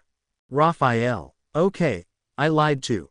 What is yours? You can call me Azrael. See you again, he said with a smile that was neither comforting nor intimidating. Waking up. Slowly the real world found its way to Izuku. He could hear someone crying. It was distant, but it wasn't alone. There were more voices, some crying. He could hear one cursing. He could hear one closer. It was muttering. As it began to fade in more, it was not muttering, it was praying. It was like trying to swim through mud. He was trying to pull himself up through it. He could make out his mom and dad, Katsuki, and his family, and Himiko, Hitoshi. As it became clear, he heard the loudest beep in his entire existence. The voices silenced, then the beep again. He heard confusion. It was still distant, and he was having trouble finding it. He heard a whisper or a desperate plea, come back. Beep, come back. It sounded closer. He tried to will his way toward it. Beep, please come back. It was clearer, and it was a female. Beep, beep, that's it, Izuku, come back to us. It was so close. Beep, beep, beep. I swear if you come back, I will be by your side forever, all of us will come back to us.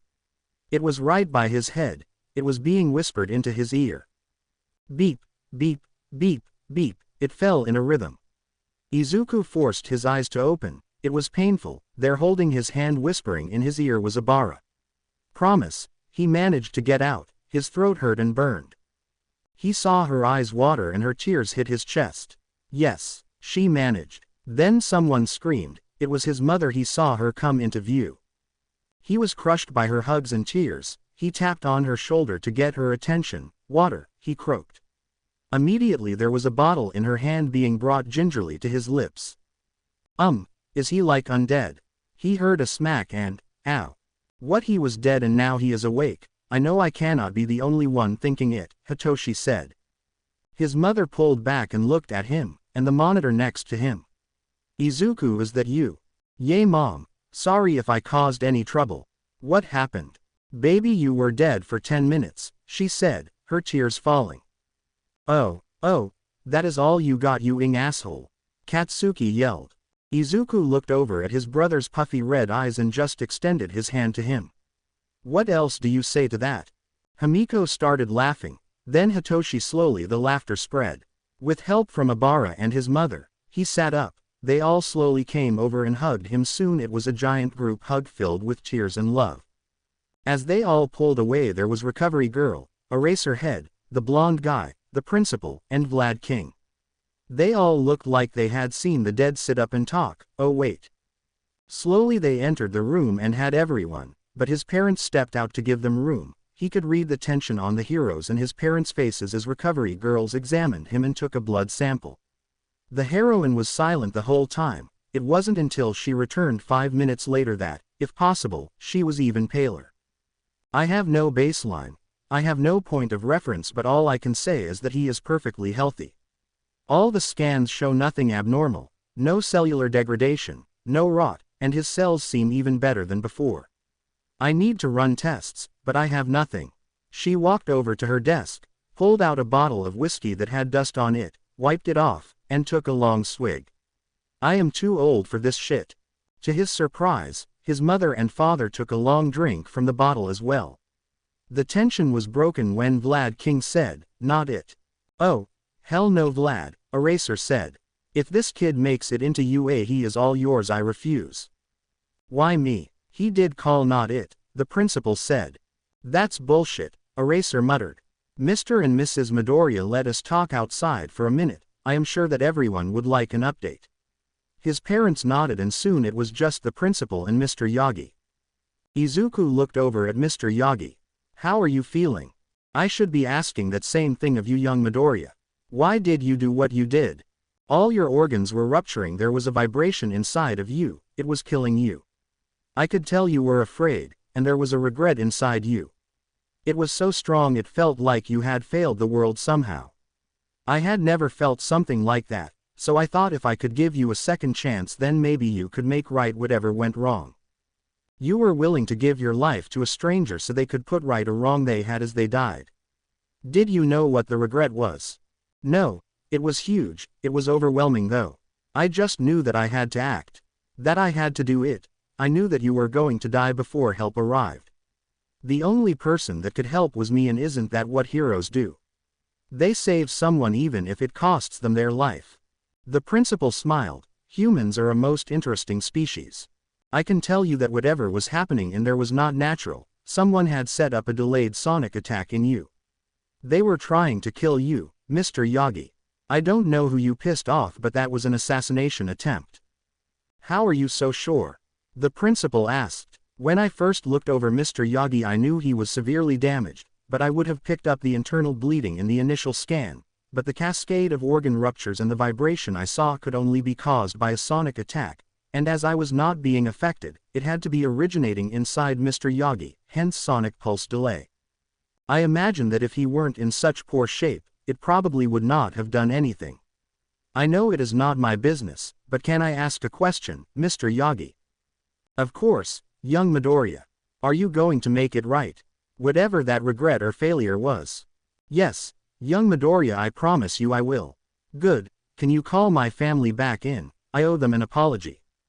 Of course, I will come to see you again. I would very much like to talk to my hero again," Mr. Yagi said with a blinding smile. Soon his room was flooded with his family. It was his brother that asked him what happened. Izuku took a deep breath. "Okay, so I may have hallucinated, but I think I meet death." Down the hall, Mr. Yagi walked into a room and looked at Recovery Girl. "I don't know how to say it, I don't know how, but you are completely healed. That boy absorbed all that was done to you and healed you before he died. Rest assured he did die. What happened after that is not a clue. You are in better health than ever. Your quirk levels are stronger. That boy just gave us all might again." Inko Midoriya, she sat in shocked silence listening to her son recount the story that may have been a very detailed hallucination, but one, nonetheless. It wasn't until she heard the name Raphael that she knew that it wasn't a hallucination. It was a very old story about her family that had been passed on for nearly a century and a half. Her distant relative Kara had grown up in a small village and had expected to lead a quiet life, but then the second quirk war erupted, throwing everything into chaos. Kara had what she thought was a minor quirk called knit. If she had the material, she could sew things together. Before the war, she had used it mainly to earn a living as a seamstress.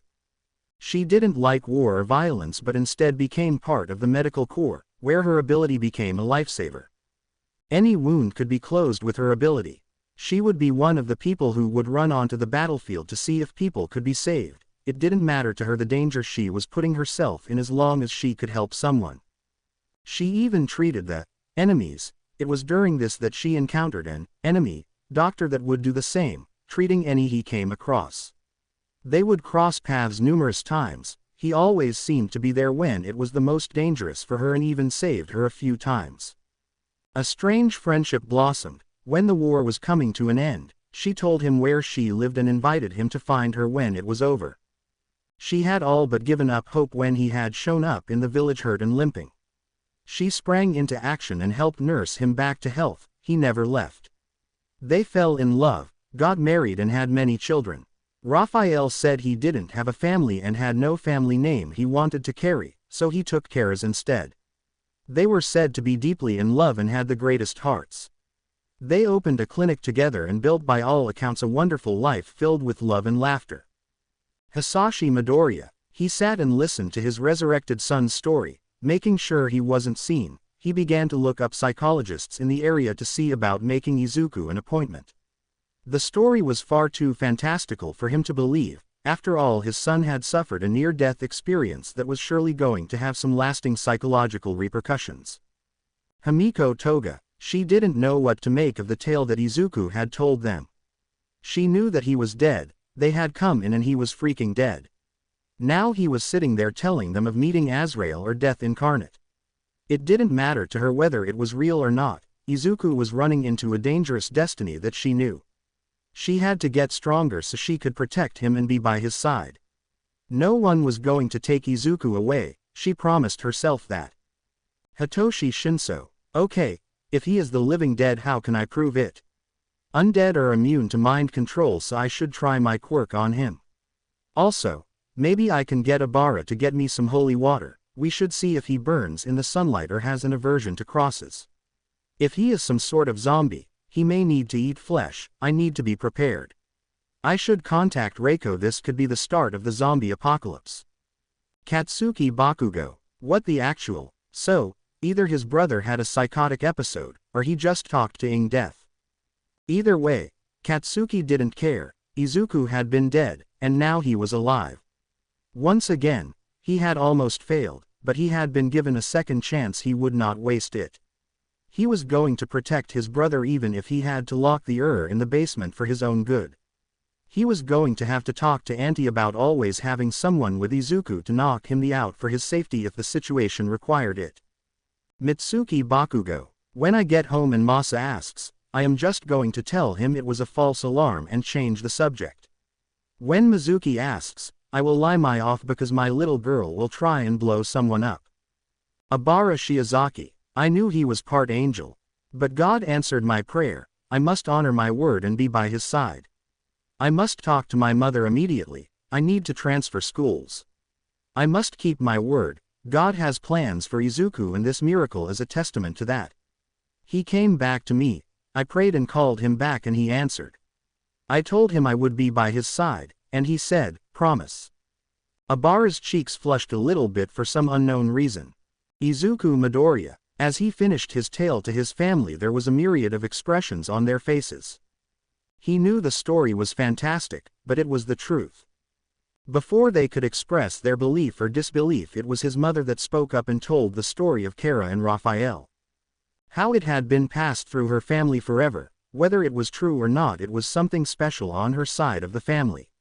She knew for a fact that Izuku had never heard that story, so for this Azrael to mention Raphael had made Inko believe her son. While Inko didn't believe in Obara's god, she had a belief in spirits and ancestors. His father still insisted that he would be talking to a therapist, but Auntie said nothing. Kachan just walked over and hugged his brother. I don't care if it is real or not, all I know is that you were dead and now you aren't. I don't care whom I must thank or if I must blow someone up. You better not do that shit again. I can't lose you, Izuku, not like that. Obara was pulled to the side and confused when Hitoshi asked her for holy water, which of course she had, then was even more puzzled when he splashed it on Izuku and jumped back. He turned to everyone. He has passed the holy water test, but he still may be a zombie. He proclaimed as Himiko smacked him upside the back of his head. After that, the family soon made their way to leave except Inko, who was going to stay with her Izuku. As night fell, Midnight returned with some food for the mother and son. Recovery Girl came and took some more blood samples, leaving them in silence. Inko just sat there staring at him. Sorry. Do you know what that did to me, Izuku? Izuku hung his head. I have an idea, but I didn't know what else to say and I had to act quickly. Izuku, I understand that the day may come when you are a pro hero out there with Katsuki and everyone else, that I may turn on the television and see the news that something terrible has happened to one if not all of you. I know that, understand that, and dread that. But not now. I am half tempted to pull you from this internship, but I know that would just make matters worse. You must promise me, you must swear to me that you won't do something like this again, at least until you graduate. You must learn a very important lesson to me now. Izuku looked at his mother, whose face was full of concern, worry, and sadness. People die, and you must understand and accept that. People will be taken away from us in sometimes horrible ways. Just because you can save someone doesn't mean you need to. You must have a sense of self-preservation. I know that being a hero means saving people and self-sacrifice, but there is a difference between just running around and throwing your life away and laying your life on the line to save someone. Don't be so reckless with your own life, Izuku. You matter just as much as someone else. Izuku kind of understood. After all, he was only 11 years old. He knew that he couldn't put his family through something like this again. He didn't know if Azrael would give him another free pass. He knew that he had died, and he didn't regret his actions, but when he thought about if he had been at home and received news that someone in his family had died, he would have the feeling in the pit of his stomach. Gave him an inkling of what his family had gone through today. I kind of get it, Mom. I promise to be more careful. It's all I can say. That is good enough for me. Inko climbed into the bed next to her son and wrapped her arms around him. Despite his mild protests, he knew there was no way he was getting out of this. His mother needed this, and so did he. As the wear and tear of the day sank in on him, he felt himself being pulled into the land of dreams. As the last vestiges of consciousness slipped through his mind, he thought he saw Azrael in the corner of the room with a smile upon his face. Shiozaki household. He was dead, Shinoru exclaimed. Obara's father just sat there in silence, stunned. Please explain from the beginning, Obara. Obara explained how she had just arrived at the Midoriya household when she had heard the crash from inside the house, rushed in and found Mrs. Midoriya on the floor along with Himiko. When she read the text, she knew something had happened. She had gotten a hold of Mrs. Bakugo and Mr. Midoriya, and they rushed over to UA to find that Izuku had killed himself to heal someone. That Izuku was, in fact, dead. They were taken to the body. Recovery Girl explained that they had tried her quirk, shocking his heart back, CPR, absolutely everything to save him. Everyone was crying. She had cried. Then she was standing next to his body and was praying. She told her parents that she was praying for God to give her friend back, that she was praying and bartering, begging for everything she could think of. And then she promised that she would always be by his side if he came back, and the heart monitor beeped. So, she kept calling to him, whispering to him to come back to her, and when he woke up, he said, "Promise." She then told them of the experience that Izuku had told them when he had died, and was brought back. She didn't know if it was true, but she did believe in the part of Angel's heritage, and she had felt that when she had first met him. But either way, God had granted her a miracle. She had to honor her word and need to transfer schools immediately. Her parents told her they would pray on it, and with that, Abara made her way to bathe and go to bed. Her mother made a quick call to Recovery Girl to verify a few matters before talking to her husband. They had to agree with their daughter. God had delivered a miracle whispered upon their daughter's lips. They would make the transfer with immediate haste. Maybe they should talk about a marriage arrangement between Abara and Izuku. Katsuki Bakugo. She sat in her room holding her stuffed green bunny with a scowl on her brow. Something was wrong. Oni-chan and Mama had been crying when she had asked Mama if something had happened to Izu. Mama lied to her. Someone had messed with Izu. No one messes with her Izu. No one. All Might. He was sitting in a bath in one of his homes. The day had been one that would rank with when Nana had chosen him to be her successor. That boy Izuku had given his life to save someone he didn't know. Izuku didn't know that he had just saved All Might. That he had given the #1 hero a second chance. He sat and relaxed. Tomorrow was going to be a battery of tests again. Maybe he could eat something for real soon. As he fell into his musings, his bathtub exploded. The next morning, after receiving a clean bill of health and a lengthy lecture from Recovery Girl, Izuku was released and told to go home and rest for another day before returning to school. He had to promise to report if had noticed any side effects or unusual symptoms. It was a Sunday, and with the drama of the day before, it was a quiet day. He was forced to sit on the couch most of the day while various family members would cuddle him. It wasn't until Hitoshi ran more tests to make sure he wasn't an undead that his new brother was satisfied. The only unfortunate thing was that Hitoshi had told Reiko about the possibility of Izuku being an undead, which meant that he had to explain to her why such a thing was possible. This in turn led to Reiko and Kami being aware of the drama yesterday, and they came over to get the story. Kami kept it rather chill. She even cornered Katsuki in a corner of the yard away from everyone and just hugged him. He tried to protest until he broke down where no one else could see him. Reiko was glad that he was still amongst the living but slightly sad he was not part of the undead. She went to smother Himiko in her room, allowing the blonde to have her breakdown. The strangest part was when Mizuki came over with Bakugo, and after she snuggled Izuku for a little bit she told him, and quote, "I handled whoever messed with you, no one messes with my Izu." Then she wandered off to snuggle Auntie Inko. That very Monday Abara joined Izuku's class and was given a seat right next to him, on his right to be exact. Aftermath. All Might. He had received a clean bill of health. He reached out to his old sidekick Sir Night-Eye. It took them some time, but All Might had pushed them to reconcile, though they did have a brief argument over succession. But All Might didn't stop there. He brought in his mentor Torino as well. He told them all about Izuku Midoriya and what the boy had done for him. He also told them of his intention to pass one for all to the boy. It wouldn't be immediate, but he wanted to take the time to get to know the boy and help train him for the transition. When the trio found the group that surrounded the lad and all their desires to be heroes, he started talking about training all of them. Sir Night-Eye. He had been ready to start arguing with All Might as soon as he reached out, but then he heard what had happened, how his idol, his friend, had almost died in one for all with him. If it hadn't been for an 11-year-old with the most amazing and terrifying healing gift sacrificing himself and somehow being resurrected, All Might would have died. He wanted to argue with his old friend about his decision to pass one for all to the boy. That was until he used his quirk on the lad and saw him standing surrounded by dozens of other heroes as new symbols of peace. Gran Torino. Toshi had lost his mind. He was grateful that this boy had saved Toshi's life, but to pass one for all to this scrawny green bean was just madness. But he did like the kid and his little group. They all wanted to be heroes and they were trying their best to train, pushing themselves all to make sure that the green bean would be safe. Then he saw it, the boy was not just going to rely on his friends to protect him, he wanted to be able to protect himself as well. He was training as well. The kid was also smart, much smarter than Toshi ever was. He loved Toshi, but his brains were not on the list of why Torino loved him or why Nana had chosen him.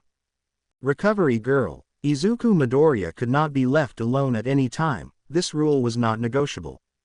After the All Might, this hard rule was passed. She didn't even object to it when one of his little friends started accompanying him to his training. It was cute in its way. She had noticed that Toshi was hanging around more, taking a keen interest in this education and physical training. Recovery girl got to know Inko rather well, as she showed up more than most, and with Inko being a nurse, she was a big help with some of the smaller injuries that would come into the infirmary. The students took a liking to Izuku as they would watch him grow and learn. Izuku's absolute highlight was being able to attend the sports festivals as her assistant. Nezu would even provide tickets for his friends to watch from the stands. Chio felt a sense of pride when 2 days before the boy's 12th birthday he passed his EMT certification.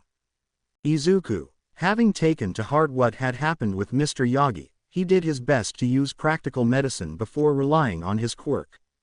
But it was not all sunshine and roses. He could feel an invisible pull, and a lot of times that pull would take him to the hospital. He would go there sometimes with Recovery Girl as she was teaching him medicine, or to see his mom with his dad. Then they would just lose track of him. He never got caught. It was very strange, but he would feel the pull and it would drag him to different parts of the hospital.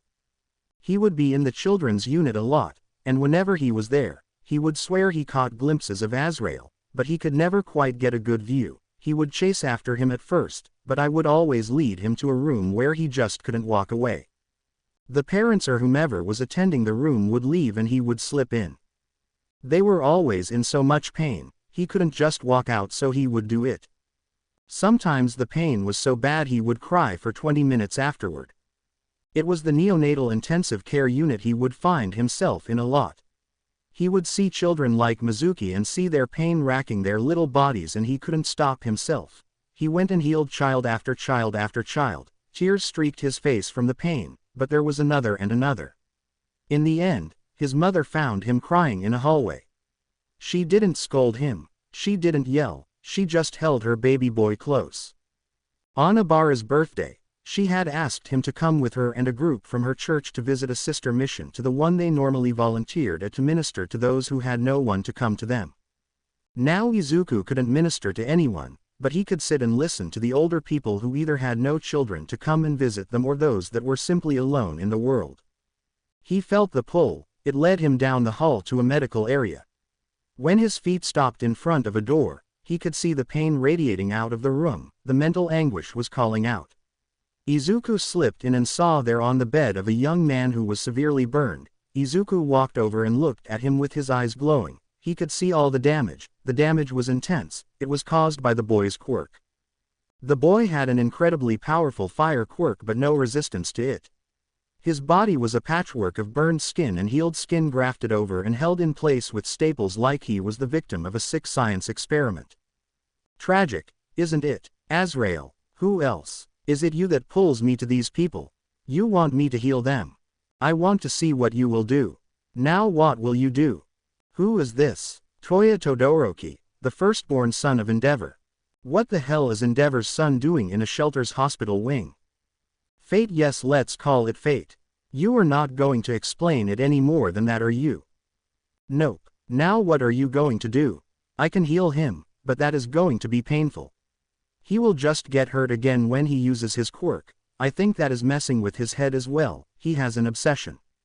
If I heal him, I can try and heal his mind, but he may just end up in a world of pain again. There is nothing I can do about the damage his quirk does to him. After snapping a picture of the young man's terrifying visage, Izuku reached into his bag and pulled out a leather bit he had become in the habit of carrying around. He placed it in his mouth and closed his eyes, and reached out. The white fire erupted from his hand, engulfing the young man. Izuku bit down with all his might and screamed. The pain was so intense he broke his jaw as he bit down. As the black and red fire erupted from his body, the pain dampened before fading, but he was left on the floor with ragged breaths escaping around the bit. He slowly sat up, his eyes drifting to the bed. Emerald green eyes meet turquoise. "Who are you? Where am I?" the young man shouted. As blue flame erupted from his hand, the boy grunted in pain but was ready to attack. The smell of flesh smoke began to fill the room. "I just healed you. Please don't hurt yourself so soon," Izuku managed. Confusion danced across the young man's face as the fire flickered out. He looked at his hands, then his chest, and he glanced around the room frantically till he saw a mirror on the far wall. He leapt from the table with almost a desperate act, then ran to the mirror and just stared at his face. He turned, looking down at Izuku, his hands running over his face and neck. "You did this. The healing part, yes. As to the way I found you." Izuku held his phone out with the picture of how he looked before the healing. "All I want to know is two things: who did that to you? And what is Toya Todoroki doing in the medical wing of a charity mission, and not in a real damn hospital? How do you know who I am? Would you believe me that the Angel of Death told me?" Toya shook his head. Izuku sighed. "Well then, the best way to describe it is that something led me to here and put that answer in my head. But we need to talk about something." Toya's eyes narrowed. "And what might that be?" Izuku tapped his head. "There is something wrong up there, my friend. I was able to heal you, but it is not a permanent thing. You need to seek counseling. Also, you and your quirk are not compatible. Yay, it burns the out of me. All I wanted to do was be a hero so I could surpass All Might and make my old man happy, but he tried to stop me after years of pushing me to my breaking point. I thought it was because my baby brother Shoto was born, and he seemed to be a perfect mix of my parents. Half hot, half cold. I was so furious that all the training and all the pain was going to be for nothing that I just erupted. The last thing I saw was the blue fire going everywhere." "Well, I can't comment on your father's state of mind or any of that stuff, but I can tell you that you have an unhealthy obsession in your head, and you need to do something about it. I can also tell that you have no fire resistance at all. That is why your quirk hurts you. Most fire quirk users have some sort of resistance to heat or fire. Even I have some, and my fire heals people." "You heal people by burning them. Are you sure you are not my father's bastard or something?" "As sure as I can be. I look like my mom and dad, so." Izuku shrugged. "Look, Toya, I am not trying to tell you how to live your life, but you were going to head down a dark path if I hadn't come across you, and I don't want you to do so, especially after I healed you. If you are going to continue to use your fire, I would recommend doing so in a way that is the opposite of endeavor." Toya raised an eyebrow. "So unlearn everything and start over?" Endeavor possesses an inherent heat and flame resistance, allowing him to utilize his fire as a tool for combat by enveloping himself in it and delivering powerful punches or unleashing it from any part of his body.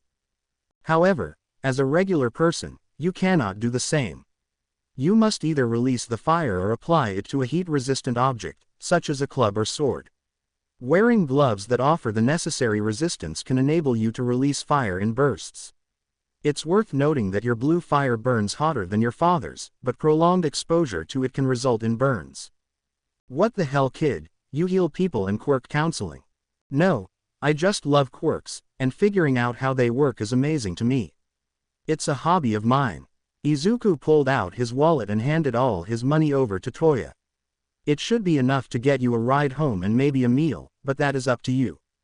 I would tell you that you need to get the hell out of here because something is wrong with this place, and I am about to call the cops and some pro-heroes." Toya looked at the money in his hand, the gray burn on his hand, and his healed reflection.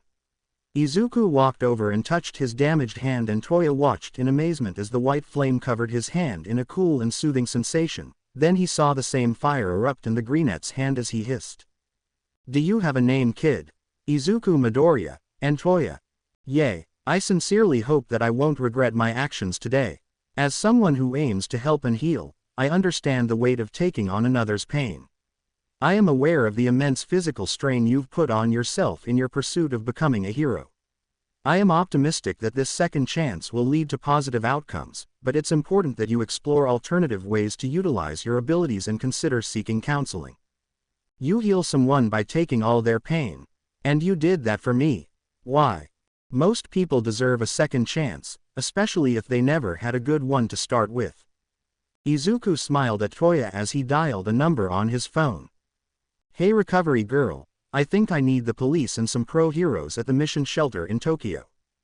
There was some guy secreted in the back that was suffering from some major burns and it looked like someone went all mad scientist on him.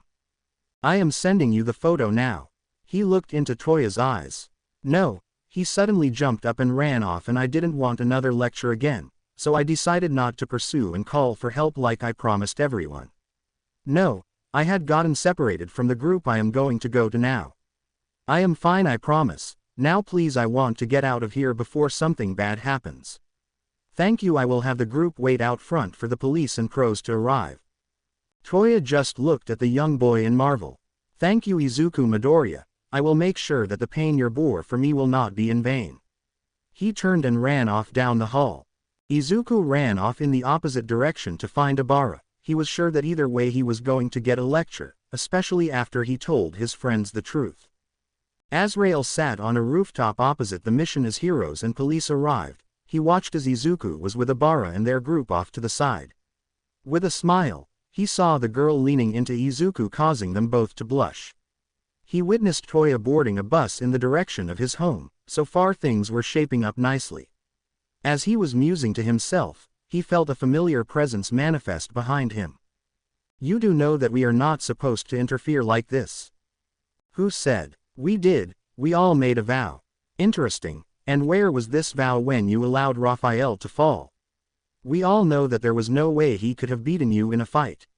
You allowed it. Silence. It's been quite some time since I last caught up with him. As we're aware, he ought to have been taken in by now. I'm not technically violating any regulations, I'm merely guiding the lad in the hope that he'll comply with my wishes. You didn't collect him. That is within my purview. I can choose to send someone back. Just as you choose to sometimes imbue people with strength in times of crisis, Gabriel. By doing this you are drawing the attention of others. Why should I allow this to continue? Please remember with whom you are communicating. I am a powerful force known as death, and one day I will come for you and many others. However, you can also see the path that is unfolding before us. Wouldn't it be fascinating to witness the individual's strengths and capabilities firsthand? I am confident that he would appreciate your blessings, and you may have noticed that he is beginning to attract a following. Perhaps one of his followers has caught your attention. It's important to keep an eye on the situation, but it's worth noting that others may not be as invested as we are in seeing this unfold peacefully. Conflicts may likely arise not just for us, but also for the boy. I am aware, but doesn't he remind you of Raphael? He does, I see it in his eyes and aura. Did I what? Did you let him go? Our sibling, who was willing to sacrifice a lot for the woman he loved. He valued her more than his own goals. He confided in me that just being in her presence brought out stronger emotions in him than any act of kindness or healing he had ever done. It made me think how nice it would be to feel that kind of passion. When I went to pick him up, I initially wanted to send him back, but he pleaded with me to wait for his partner to arrive. He knew she was on her way, and he wanted to be sent on with her. I agreed to his request, and when she finally arrived, the joy on her face was unforgettable. I struggle to find the right word to describe the moment, but magical is the best I can come up with. Their embrace and kiss were so beautiful that I now use them as a benchmark for all other displays of affection. Those that come close to what I witnessed that day earn my admiration. Azrael, please be cautious of the games you choose to engage in. There are many of us who are watching you closely, including some who prefer to remain in the shadows. Some of us hold you in high regard, while others harbor fear and hatred towards you. Please proceed thoughtfully. Understood, Gabriel. Till next time. Once again Azrael was once again alone on his rooftop watching the scene unfold. A smile danced upon his lips as Izuku was whispering in Obara's ear. The girl was blushing furiously and her breath had quickened. Unfortunately, or fortunately for her, Izuku hadn't noticed. Todoroki household. The fact that someone was knocking on Enji Todoroki's aka Endeavor's door was annoying enough, but then he heard his daughter screaming. Enji burst from the dojo where he was training youngest Shoto and ran through the halls towards the front door. As he burst into the main area, he saw his daughter on her knees crying. When he looked at the figure at the door, Enji froze. "Hi Dad," was all the person said. Never had the Todoroki children ever seen their father faint before. Hell, they rarely saw him sleep, but today they saw exactly that. Enji Todoroki aka Endeavor saw his oldest son standing in the doorway and did exactly that. He fainted, collapsing right on his face. Enji woke up on the floor. As he pushed himself up to a resting position, he saw Toya there extending a water bottle. "Hey, old man." Toya. Enji spoke in little more than a whisper. It was his son, but there were no burns, no marks. His mind immediately jumped to this, maybe some villain with a shapeshifting quirk. "When I was 7, I told you that I didn't care if my fire burned me to ash. I would never stop wanting to be a hero," Toya said. "You are probably wondering if I am a villain in disguise. But how? How is this possible? You were dead." Enji rose to his knees. "You pushed me hard because of your damn obsession, and I pushed to show you I was worthy. Then Shoto came along with the perfect blend of quirks, and I became even angrier. That is why I lashed out at him and the rest of you. I was going down a bad road and I never even saw it, till that day. My obsession. All Might. You were so obsessed with passing him that you drove me to feel that the only way I could be worthy was if could do just that. If I could do that, then maybe you would love me. You cast aside Fuyumi and Natsuo because of their weak ice quirks and have now focused your obsession on Shoto. We are your children, and we mean nothing to you unless we can fulfill something you cannot. I am your father, Toya. A father's primary concern is the well-being and aspirations of his children, rather than what they can do for him. It's concerning that Shoto doesn't even utilize his fire ability and that your actions have contributed to our mother's mental health struggles. Additionally, Fuyumi seems to be prioritizing the happiness of others while neglecting her desires. It's worth asking if you're aware of her goals in life. Lastly, Natsuo's academic performance suffered because of seeking your attention. Your mother attacked Shoto. She almost ruined. Ruined what? His mental health, his childhood, his life, or did she almost ruin your perfect chance to have one of us pass All Might? You do understand that by the time Shoto graduates and becomes a pro, that All Might will have been a hero for almost 40 years. That he will more than likely retire before Shoto can take the title of #1. That I will be someone else that he takes it from. The history books will never read how someone took the title of #1 hero from All Might. They will read, after the All Might era ended. Enji didn't say anything. Part of him wanted to yell, but what Toya was saying made sense.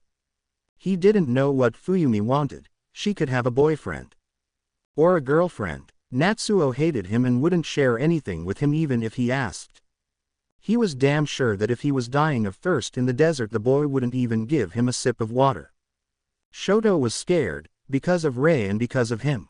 Rei had wanted counseling after Toya died and Enji would not hear of it. Enji also knew that if word ever got out of his quirk marriage, then it would forever taint everything. There were moments when his and Rei's relationship could have blossomed into something real, but he treated her like he treated his children. Property. Things for him to do with as he saw fit. You, and I have a second chance. We can all have a second chance. The boy that healed me could heal Shoto's face. I still want to be a hero, and I think Shoto does too. But we need to be our heroes, not the heroes you think we should be. What will it be, old man? Enji looked at Shoto, who was standing behind Fuyumi with his fist clenched, and Natsuo had his arms crossed and was looking away. Fuyumi's eyes were wet with tears, pleading and begging him to say yes. Toya was there offering a change. He could see the two paths. 1. He continued the way he had. Lose Toya again. Fuyumi would eventually leave. Natsuo was gone already, and Shoto probably already hated him. 2. Take Toya to Rei and let Rei heal. Get the whole family into therapy and try to be an actual damn family. Something he never had himself and still didn't have now. Toya was right, All Might had already established an era. Hell, he was the symbol of peace, and he had already started to slow down some. Very well then, we should go see your mother. Shoto looked sad and happy as he touched his face. Fuyumi started crying. Natsuo looked conflicted before he looked at his father and said, "You get one goddamn chance." Toya smiled. Thanks, old man, now I need to get into therapy. I have been given this second chance and I owe it to them to try my damn best. Who do you owe this to? Izuku Midoriya. -2 weeks later. The Midoriya household was alive as the kids were running around the backyard having a grand time. Hisashi and Matsuo were cooking at the grill and drinking a beer, while Mitsuki and Inko were just sitting and talking enjoying glasses of wine. When the doorbell rang, Inko didn't think much about it, assuming it may be Abara's or one of the other girls' parents. She walked through the house and nearly dropped her wine when there standing in the doorway was Endeavor. "Hello, you must be Mrs. Midoriya, I presume." "Yes sir, Mr. Endeavor, how may I help you?" "I was wondering if I could have a chat with your son Izuku Midoriya." Inko immediately became somewhat suspicious. Has he done something wrong? I could assure you that if he healed someone, he is a licensed EMT and can do so. A young man with white hair and beautiful blue eyes placed his hand on his father's arm and stepped forward. "I am sorry that we are disturbing you, Mrs. Midoriya. My name is Toya Todoroki. You see, your son healed me and I am extremely grateful, but we wanted to ask if he could heal my brother as well." He motioned to his side, and she saw a heterochromia boy about Izuku's age standing there with a scar on his face. "I understand the burden that your son takes on to heal people, and we wouldn't be here asking this lightly, but please at least let us present our case to him, and if he says no, we will walk away. Isn't that right, Dad?" She saw the number 2 hero tense and then took a deep breath. "Yes, we will walk away, Mrs. Midoriya. I will give you my word that no grudge will be held against your son." Inko invited them in while she went and retrieved Izuku when she called him from the back door, and he came trotting over with a smile. "Would you mind explaining to me why Endeavor is in our living room?" Izuku immediately sweat dropped. "I may have healed his oldest son who was believed to be dead." "Excuse me, he was at the mission I went to with Abara, you know, when we called heroes and stuff. You failed to mention that you healed someone. How bad was it?" "Before I answer that, I feel I should mention in my defense that Azrael led me to him." Inko's stern gaze softened. "We are going to talk about all that now, we shouldn't keep him waiting." Endeavor and his 2 sons were standing where she had left them when Izuku walked in. His put on his best smile before politely bowing. "I am Izuku Midoriya. It is a pleasure to meet you, sir." At least the boy has manners. "I would like to speak with your young man. First, I would like to thank you for what you did in bringing back Toya into our life. Second, I would like to ask if you would be willing to heal my son Shoto. He was injured in an accident by his mother. She was suffering terribly after Toya's death, and I did not help the situation. I humbly request that if you could heal him, it would not only aid in his recovery but that of my wife." As Endeavor said this, he bowed deeply to the boy, his head lowered. "Sorry to interject, Mr. Endeavor," Inko said. "Simply Endeavor is fine," he responded as he looked up. "Please, you don't need to bow to me, sir. You are the number 2 hero in all of Japan," Izuku said. Inko placed a hand on Izuku's shoulder. "Are you aware of how my son heals people?" "I am assuming through his quirk." "That is correct. What I should have said, are you aware of how my son's quirk works?" "Not entirely, no. When he heals someone, he takes in all the pain that the injury has caused, so he feels it himself. He can then heal himself." Endeavor's eyes widened and he looked at the boy with a measure of awe. "You took in all the pain from Toya's burns unto yourself to heal him?" Inko raised her eyebrow. "Yes, sir," Izuku said as his sweat dropped again. He was going to be in trouble again. Izuku looked over at the one called Shoto. He could see all the pain not only from his face but from other parts of his body. There was also some emotional pain, but nothing that seemed to border on psychosis. Izuku walked over and stood in front of Shoto. "Do you want me to heal you?" Shoto looked briefly at his father and Toya. "Yes, if it will lessen my mother's guilt and help to make us a family, then I ask that you heal me." Izuku looked to his mother. "It is your decision, Izuku. Will your life be in danger?" "No, not at all. I would be more than willing to offer you some financial compensation or anything else that I have in my power to provide," Endeavor said. "If you could sign some autographs for me and my friends and maybe help out Kachin with some pointers on his quirk, that would be all I would ask," Izuku said with a smile. "That is all you would ask?" "Yes, sir. I don't heal people for financial gain. I do it to ease their pain and for some give them a second chance." At the last comment, he looked to Toya, before turning back to Shoto. "Are you ready? Is it going to hurt?" "For you, no, but my quirk manifests as fire, but it won't burn or hurt you," he said hastily. With that, Izuku pulled up his white fire. Endeavor watched carefully as Izuku placed his hand over the damaged part of Shoto's face. "It feels cool and soothing," Shoto said, leaning into Izuku's hand after flinching at first. He could feel his face and other parts of him that had been injured or burned from training fading and replaced with a cooling sensation. With his good eye, he watched as Izuku flinched from the pain before he stepped back, and white fire flared from his body. "There you go, all done." Endeavor looked upon the unmarred face of his son and couldn't help but let a single tear fall before he composed himself. Izuku ran off and came back with 2 notebooks. Opening one, he handed it to the flame hero. Endeavor took it and was impressed by the drawings of him that were on the page. What caught his attention was the detailed breakdown of his quirk and even further possible applications. He frowned slightly when he read, "Endeavor is a very good hero, with an extremely successful capture record and case closure percentage. But he is not very friendly or approachable and seems to lack the ability to smile.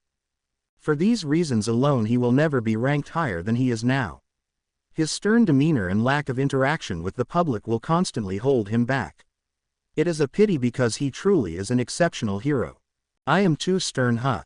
Sorry sir, but yes. You never smile and come across as too stern. So, I take it that All Might is your favorite."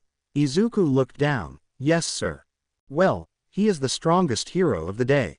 That is not why he is my favorite, it is because he always smiles, and makes people feel safe.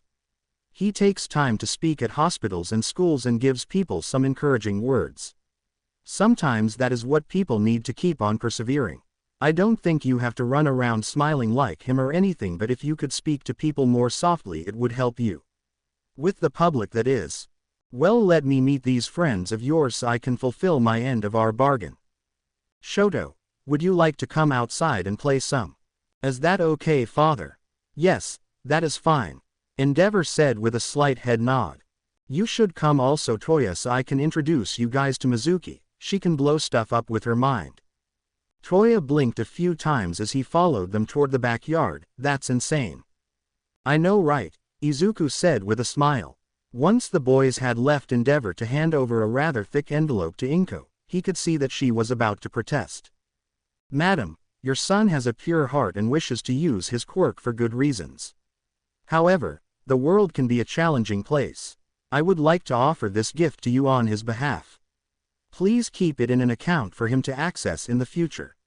Your son has given my family a second chance, and although this gesture is insufficient to express my gratitude, please allow me to offer it as a token of appreciation." Inko nodded. "I will take it then. Your generosity is greatly appreciated."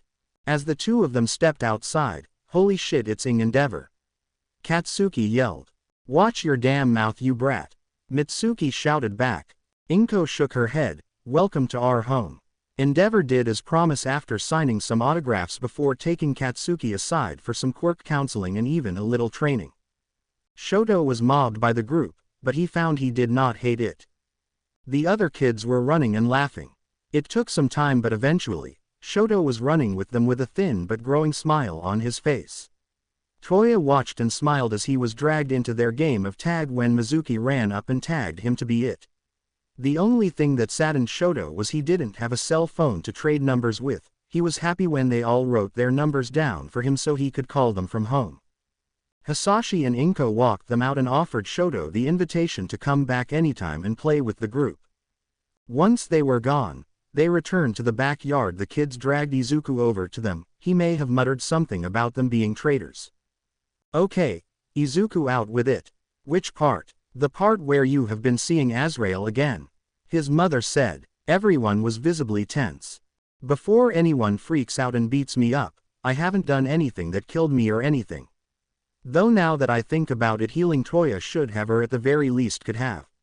But remember when you found me in the NICU, Mom?" His friends looked at him questioningly. "Okay, well, let me back up. It started with me feeling like a pull, something would call me. Then I found Abara, and we notified the authorities." Abara and Himiko were the first of his friends to wrap their arms around him as they struggled to get their emotions under control. Most of his friends and the adults were shedding some tears when Izuku was talking about the children, especially Masaru and Mitsuki, as they remembered the miracle that Izuku performed for them and Mizuki. The fact that Izuku had done that multiple times, pushing through the pain until his exhaustion had prevented him from doing more, elevated the boy even higher in their eyes and his friends. Azrael is doing something like he is testing me. I don't understand it completely. You said Toya should have killed you. How bad was he? Inko asked. Izuku pulled out his phone and showed him the picture. I think that by healing people it is making me tougher, like a possible aspect of my quirk. Like how Kachan's quirk seems to reinforce his shoulder and arm muscles to handle the pushback from his explosions, or Kami can expel much larger breaths compared to what she takes in. Kachan nodded. The more you use it, the tougher you get, so you can heal more people. That makes sense. That makes me feel better in some way. But that doesn't explain the fact that the oldest son of Endeavor was in some shelter's hospital wing. This is even more concerning. When I ask Mother about the medical wing, she doesn't talk about it and tells me not to worry, that it is being taken care of. I know that it is there for those who can't afford a normal hospital, but it is for minor things, not treating burn victims. Abara added. You are so amazing, Zuzu, Himiko said, hugging him tight. I wouldn't say that, Himi, but if I can help, I want to. Well, let's all sit down and eat, Hisashi said. The group cheered and moved over to begin filling their plates. The conversation turned to happier topics as soon as their laughter filled the evening air. Adjusting was an understatement for the Todoroki household. Toya was back, Shoto didn't have a scar, Rei had returned home, and Enji was trying to be a father. Rei had fainted when Toya had walked into her room with a green-haired boy with freckles. When she awoke, she stared into deep green eyes, and his hand rested on her forehead. I assisted you. Your mind was troubled. I just provided some clarity. Your future choices, however, are yours to make, he had stated. She felt a newfound clarity in her mind, something she hadn't experienced in years. Looking ahead, she saw the image of Toya from her dreams, no more burns and a small smile, standing before her. His words quickly reminded her that this was not a dream but a reality. Rei clung to her child she thought had died before calming enough to hear the extraordinary story he told her. Rei looked to Toya and then back to the boy she had been told was Izuku Midoriya, who possessed a unique healing quirk. Rei's mind raced to all the problems that had been present, on how she had hurt Shoto, and she began to cry again. Toya's words of comforted he told of how Izuku had healed Shoto's scar, and that Shoto and the others were outside waiting to come in. Izuku nodded and opened the door, extending his hand and leading Shoto in. Her beautiful Shoto, whom she had hurt so badly, Rei wept. She flinched slightly when Shoto slowly wrapped his arms around her when he whispered his forgiveness though the dam broke. Rei held him tight, whispering apologies and asking for another chance. Rei was soon enveloped by something she had only dreamed about, a giant hug from all her children, the son she thought dead, the daughter who tried so hard to hold the family together, the son who had grown angry and distant, and the child whom she had scarred. As things settled down, Enji entered. Rei looked at the man that was her husband, not sure what he would do. She didn't expect Enji Todoroki, the number 2 hero in the country, to kneel before her and lower his head. Rei, I, and the children would like you to come home. I know that I don't deserve it, and I know that I don't know how to do it, but I would like us to be a family. I have wronged you and would like to spend the rest of my days making that up to you and the children. For Rei, she thought of the time that she had loved him or loved the idea of the man he could be. Part of her wanted to yell and tell him to go to hell to grant her a divorce, custody of the children, and never to see him again. Before her, she could see that path of shutting Enji out of their lives, but she could also see the fantasy of a happy household and marriage. It was the quiet voice of the green-haired boy standing part of this. Everyone deserves a second chance, but you don't have to grant a third, he said, and he walked out of the room. Rei stood and walked over to Enji, slowly placing her hand on his shoulder. If we go slow, then Enji, I would also like to try that. There was family counseling, couples counseling, and individual therapy. Rei and Enji stayed in separate bedrooms going on actual dates, family movie nights and even a trip to an amusement park. Rei got introduced to Shoto's friends, a group of kids that would run rampant through her backyard, filling it with laughter. Drawing in her older children, reawakening Natsuo's happiness and Fuyumi's genuine smile, not the fake one she wore. Rei fretted over Toya and Shoto's training but was put at ease as Enji was bringing in different sidekicks to teach Toya differently, and she smiled when Shoto brought his fire out for the first time. Shoto wanted to be a hero not because Enji was pushing him but because he wanted to be a hero to save people and to stand with his new friends, who all had the same dream. Toya tried to do it to show that he could use his second chance properly. To do things differently but to follow his dream of being a hero. Enji trained them, but he also listened when they talked, not just forcing his way down their throat. He instilled discipline in them and even took a hand in the blonde boy's training. Rei was introduced to Inko, Mitsuki, and Sainaru. Having friends outside her household was new, and mothers of the children's friends were something else altogether. The joy of a girl's day, the fun of watching their children run and play. Sleepovers, trips to the beach and festivals, and a kiss between her and Enji under the fireworks. Time flies when you are having fun. Fun for the group was training. They primarily trained with Mr. Yagi and sometimes with Endeavor, but that was more Katsuki's thing. Though neither would admit it, Endeavor and Katsuki got along rather well. Much to their delight, the rest were more of Mr. Yagi's students. They would even have special training with Sir Night-Eye and an old hero named Gran Torino, who was All Might's teacher. It was intensive all the way around, but as time passed, the results were not going unnoticed. They all developed muscles. Even the parents had started exercising along with their children. It was a fitness renaissance. The more things change, the more they stay the same. Or have you ever wondered what happens when 7 teenagers experience puberty around the same time? It was not a thought that anyone wondered about or had really wanted to contemplate, but here they were. Girls becoming women, boys becoming men. Observing their journey of discovering new emotions and desires was akin to witnessing a visually impaired individual attempting to park a car amidst the chaos of a demolition derby. The boys were grappling to comprehend why the girls were no longer content with sitting beside them, while the girls expected the boys to decipher their unspoken cues. It's fascinating how time flies. Before we knew it, the kids were in their final year of middle school. They've all grown physically and are becoming more conscious of each other. Soon they were dancing around the issue and each other, Reiko and Hitoshi, Kami, and Katsuki. Watching them orbit each other coming closer was fascinating, pulled by an invisible force. The parents and mentors watched it happening, smiling to themselves. Reiko was the first to act. She put the note in his locker, met him behind the gym, and confessed. Hitoshi immediately accepted, and they shyly held hands as they walked into the house, which caused the girls to whisk Reiko away to Himiko's room to talk. Katsuki walked up and hugged his adopted brother, and Izuku did the same. "Well, then, there is no way I am going to wait for a girl to step up," Katsuki said. When Kami emerged, Katsuki immediately asked her to go for a walk. Izuku smiled at his brother. He had never seen Kacchan so nervous. Himiko held Abara back when Kami left. "Abara, do you have feelings for Izuku?" Himiko asked while she looked at the carpet.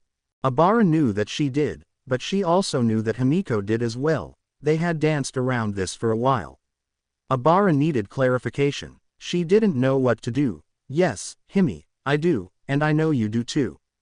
I believe we both have been feeling this way for a while now," Himi replied, raising her head to meet Abara's gaze. "But what should we do? I don't think I could step aside and be content." "Neither could I. However, if we asked him to choose, it would cause him great distress, especially if he feels the same way about us," Abara explained. "I am certain that he does. I have noticed him looking at us that way, especially during our beach trip. I value our friendship, Abara, and I don't want to lose you over this," Himi confessed. "You mean a lot to me, too, Himi. I, too, am unsure what to do," Abara admitted. "Katsuki is probably confessing to Kami as we speak. Maybe Izuku will follow his lead and choose for us. I don't think I can let that happen. I need him to know how I feel, even if he rejects me," Himiko said, wiping a stray tear. "If he rejects me, it will hurt, especially because we live in the same house, but I don't want to go through life wondering what might have been. He and Katsuki saved me in the alley years ago, giving me a new life and dream to aim for. I owe it to myself, to be honest with him. I understand your perspective, but I believe a divine force brought him into my life. Since we met, I couldn't help but feel a strong connection with him. Over time, that connection evolved into attraction and, eventually, love. Like you, I don't want to regret not taking any action. I vowed to God that if Izuku returned, I would never leave his side. I also promised Izuku that I would always stand by him and intend to keep those promises. So, what now, then? You love him, and I love him. Do we force him to choose? I do not know Himi. I don't know. The two fell silent as they eventually sat beside each other on the bed. A knock at the door startled them both, then the last voice they wanted to hear at the moment called out. Are you two okay in there? Izuku called. Go away. They both shouted. Okay, kill a guy for caring, they heard him respond as he walked down the hall. Abara and Himiko giggled before there was a second knock at the door before they could respond. Girls, it's Inko. Himi jumped up and ran over to open the door. The smiling face of the matriarch of the house greeted her. May I come in, please? Himiko nodded and stepped back, and Inko entered, closing the door behind her. She looked at the girls and offered them a soft smile, as the others pairing up, forcing the two of you to confront your feeling about Izuku. Abara's mouth dropped slightly, and Himi just nodded. How long have you known, Mamadoriya? Does this make me a bad person? Himiko asked. No, Himi, it doesn't. I have known that you had feelings for him for years. I understood it and just watched it blossom into what it is now. That's why I never referred to you as brother and sister, even though you are my daughter. I saw the same thing in Abara, and so has her mother. Mother noticed. Yes, after Izuku returned to us, your mother came to me with a marriage proposal for you and Izuku. Abara blushed. What did you say? I mentioned to her that I would be open to the idea if Izuku wanted it, said Inko as Himiko's heart sank. However, this doesn't necessarily imply that I have consented. If Izuku chooses to marry Abara, I would be delighted. The same goes if he decides to marry you or both of you. The girls looked up, shocked. In Japan, polygamy has been legally accepted for over a century due to certain quirks, and polyamory has been prevalent for even longer. Although the topic is often taboo, it exists. Abara, the question is whether you can accept this practice, even if it contradicts your beliefs. Abara was seen nibbling on her bottom lip, feeling troubled about the situation. She was aware that certain aspects of the Bible were disregarded, such as menstrual cycles, mixing cloth, and consuming pork or shellfish. However, the current situation is more complicated. At that moment, she couldn't answer and needed to discuss it with her parents and seek guidance through prayer. Abara turned to Himiko and politely requested time to ponder and consult before consenting. Himiko told her she would give her till the weekend before the start of school, but that she would confess to Izuku regardless of Abara's decision. The girls hugged each other before they exited the room. Soon, Katsuki and Kami returned, with Katsuki wearing Kami's lipstick. Too much laughter and teasing. They were followed by Hitoshi and Izuku, running for their lives from their brother. As the girls talked and teased, Mizuki walked over and tugged on Himiko's and Abara's hands. The girls turned and looked at the little girl. Mizuki placed her hand on her hips and declared, "If you no marry Izuku, then I will." Before turning and walking off, feeling very good about herself, Mitsuki smiled, taking her daughter into her arms before announcing that she approved. Shiozaki household. Abara carefully considered her feelings towards Izuku but received no divine guidance despite her prayers and contemplation. She felt conflicted because being around Izuku brought her comfort and stirred intense emotions. She even daydreamed about a future with him as a superhero couple, running their agency. Sharing Izuku with someone else did not bother her as much as she thought it would if it was Himiko. Abara was aware of Himiko's love for Izuku and her determination to protect him. Similarly, Abara trained hard to be by his side and defend him. She was sure Izuku and Himiko would be together while she watched from the sidelines if she did nothing and said nothing. She would honor her vow to be by his side, but she would be on the outside. That thought hurt her heart. She would no longer be allowed to rest her head on his shoulder, and it would be improper for her to dream of him. The thought was maddening to Abara, of the warmth of Izuku being taken from her. But what if she acted first and Izuku shut Himiko out? It was a cruel thought that made Abara feel guilty for even thinking it. Abara knew the noble and selfless thing to do was to step aside, yet she couldn't bring herself to do it. Eventually, the deadline was fast approaching, and Abara went to her parents. Abara entered the study, her heart pounding, threatening to burst out and run away. Her parents were sitting on a couch, reading slowly. She walked over to stand before them. They sensed that something had been weighing heavily on Abara and were somewhat confident it had something to do with Izuku Midoriya. The boy had played a significant role since his appearance in their daughters' lives. He had saved a boy attacked at one of their shelters, saved the Todoroki family, and healed the madness of Himiko Toga, not to mention healed dozens of children and others. He had exposed devious doings at another mission and stole the heart of their only daughter. He had given their daughter friends and a renewed sense of purpose. They were not blind to their daughter's growing attraction to the boy. They had attempted to make a marriage contract with the family. He was selfless, with a fantastic quirk that the very usage spoke to the character of the boy. Their daughter was in love, but here she was tormented over something that had consumed her as of late. She was distant and lost in thought, praying almost feverishly for something. "Mom, Dad, would you judge me if I pursued a relationship with Izuku and Himiko?" she asked, her statement lingering in the silence after she spoke. "What I mean is that Izuku would date the both of us. Not that I would date Himiko. I have prayed, seeking an answer, and none has come. I cannot simply step back and let him go in that manner. Thinking that I could no longer be close to him hurts my heart, or not allowed to dream of him anymore torments my nights." She hung her head as the last words tumbled out. Her father, Shinko, looked at his daughter. It was a difficult position for him to be in. His immediate thought was that if Izuku couldn't see how wonderful his daughter was and commit to only her, then he wasn't worthy of Abara. The matter of how their faith viewed such issues was not favorable, even though early figures in the Bible had multiple wives. It was not endorsed in scripture. The references were of one man and one woman. However, things have evolved over the centuries to include same couples. It varied from denomination to denomination, but the one they belonged to permitted it. At the core of their faith was love, love of their neighbor, and love of their fellow human being. Shinko had faith that if this were what his daughter wanted, it would work, that if this was done out of love, how could it be evil or wrong?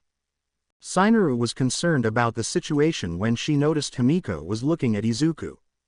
As someone who prioritizes love above all else, much like her spouse, Sinaru knew that Izuku would not want to cause harm to either girl. However, she also recognized that it would be difficult for either to agree to step back. Even though most visitors to their facilities did not share their religious beliefs, this did not matter to Sinaru or her husband as their core mission was based on love and did not discriminate on any grounds. There is something significant about Izuku.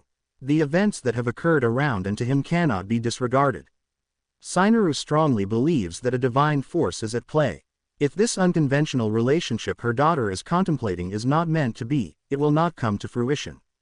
Ultimately, it comes down to faith, and Sinaru is a person of great faith. "Abara raises your head, my darling," Shinko said, watching his daughter comply. "Love is the most precious gift that the Lord can bestow upon someone, and if your feeling for Izuku are telling you that this is the path to take, then walk this path you must. As long as you stay true to your heart, my daughter, nothing could make me pass judgment upon you. It is not my place to judge you, it is to guide and support you, to do my best for you so you can do your best. Abara, we have always told you that the core of our faith is love. If this is what you want and as long as he treats the both of you right and equally, then I will support all three of you," her mother said. Abara stood and was in awe of her parents. Their voices had no malice or judgment, nothing but love and support. Wordlessly she climbed between them into their loving embrace. She stood there, not saying anything till she drifted off to sleep. Izuku. He awoke to the darkness of his room. Glancing at the clock, he was greeted with the red neon of 2 a.m. He wasn't alone. He knew something else was there. He couldn't move, yell, anything. "Glad to see you are awake, Izuku. May I call you Izuku? Do I have much say in the matter? Seeing how I cannot move or speak aloud, I am pretty sure that you can call me whatever you want, and there isn't anything I can do about it. Then Izuku it is. You are an exciting being, you know that. Death would rarely take an interest in anything, but as I watch you, I can see why. Who are you? Not necessary at the moment. I can't have you running to death quite yet. Then what do you want? I would like to share a warning with you. Many years ago, an agreement was made that beings such as death would not interfere in the lives of mortals. This agreement created a truce that lasted for thousands of years. However, with death taking an interest in you, guiding you, and refusing to take you across, many of us question why we should continue to uphold this truce. Then it would be best if you talked to him about that. Why come to me? Because you should be made aware of your precarious position, Izuku. I do this because I care and have no desire to talk to death anytime soon. Hence this meeting. So, you are telling me that by death not taking my soul but returning me to life, and by him leading me to people and healing them, it is upsetting other people. Essentially. Well, sorry about this. I don't care. I am healing people and giving some a second chance. In the case of the children, I have given them a first chance. I could die tomorrow, and I only regret that I am too chicken shit to tell Himiko and Abara how I feel. Because it is selfish of me to tell two wonderful girls. Hey, I love you both, but I can't decide between you, so I don't know what to do. Most of the time, I would assume that statement was nothing but bravado, but I know it is true with you. I could kill you now, that would be your only regret and genuine sadness. You, Izuku, are one to be watched. Next, you talk to Death ask him for some protection. He owes you that much. Others will be less nice when they come to visit. Believe this one thing, if you and Death have this relationship, someone will come to visit. Good night, Izuku, sleep tight. Yay, I don't think sleep is on my list tonight. Izuku promptly fell asleep. When he awoke, he promptly called out to Azrael only to receive no response. He sat in bed for a good hour before grabbing his phone. It was Saturday, the weekend before school was to start. He contemplated calling Katsuki, but he remembered that he and Kami had a date today, as did Reiko and Hitoshi. He didn't want to ruin their day because he knew that telling them about his experience last night would do just that. If they came over tonight, he would talk to them. Instead, he slipped into his regular clothes and went to the living room. It was rather late, especially for him. It was just past 10. The house was empty. He found a note from his parents about them having gone out for the day. The only person home was Himiko, who was in her room. He noticed that she seemed to be avoiding him lately, and it bothered him. He wanted to say something, but he was being a coward in his own right, so who was he to say something? Instead, he turned on the television and began to write down everything he could remember from the dream last night and any theories of who his mystery visitor could have been. He didn't know how long he had been sitting there writing till the doorbell called him back, and he noticed it was just past noon. He was about to get up when Himi came out and ran to open the door. He called a good morning after her, to which she just nodded as an acknowledgement. Abara walked in, pulled by Himi. She gave him a brief hello before the two girls disappeared into Himi's room. He wasn't sure what was happening. His mind began wondering that maybe one or both girls had developed crushes on someone and were talking about it. Perhaps it was Shoto. Izuku had to admit that after healing the boy's scar, he had grown up to be rather handsome. The dual-colored eyes and hair were eye-catching. It made sense to Izuku was rather plain-looking in his own opinion. Either way, he just put his head back and stared at the ceiling. He had done it to himself. He had been too damn scared to say anything, and opportunity had just passed him on. His attention was drawn from the ceiling by the sound of footsteps coming down the hall. Himiko and Abara walked into the living room and commanded his attention. Izuku, we need to talk to you, Himiko said. And you have to promise not to talk or say anything till we finish, okay? Izuku suddenly became very nervous. I promise, he said, giving them his undivided attention. He noticed they were fidgeting with their hands, shifting their weight back and forth. Abara was rubbing her cross. Did they not want to be heroes anymore? That would be sad, but I won't be angry or anything. Izuku, I am in love with you, not like a brother but like a partner. I want you to be my boyfriend, Himiko said as she stared deep into his eyes. Abara closed her eyes before locking his gaze to her. Izuku, I am in love with you as well, please go out with me. Izuku was shocked. Then he was terrified. No, I can't choose between them, this will destroy our friendship. He cannot do this and not hurt the hell out of the other. Maybe if he lies and says he doesn't feel that way for either of them, they will hate him and not each other. That might work. He was about to respond when Abara held up her hand. We want you to date us both. I know it sounds weird, but we don't want you to choose between us, and I know that I just couldn't deal with being unable to be close to you. Same for me, Izuku, we talked about this, and we want you to date us both. That means you treat us equally and give each of us the same treatment.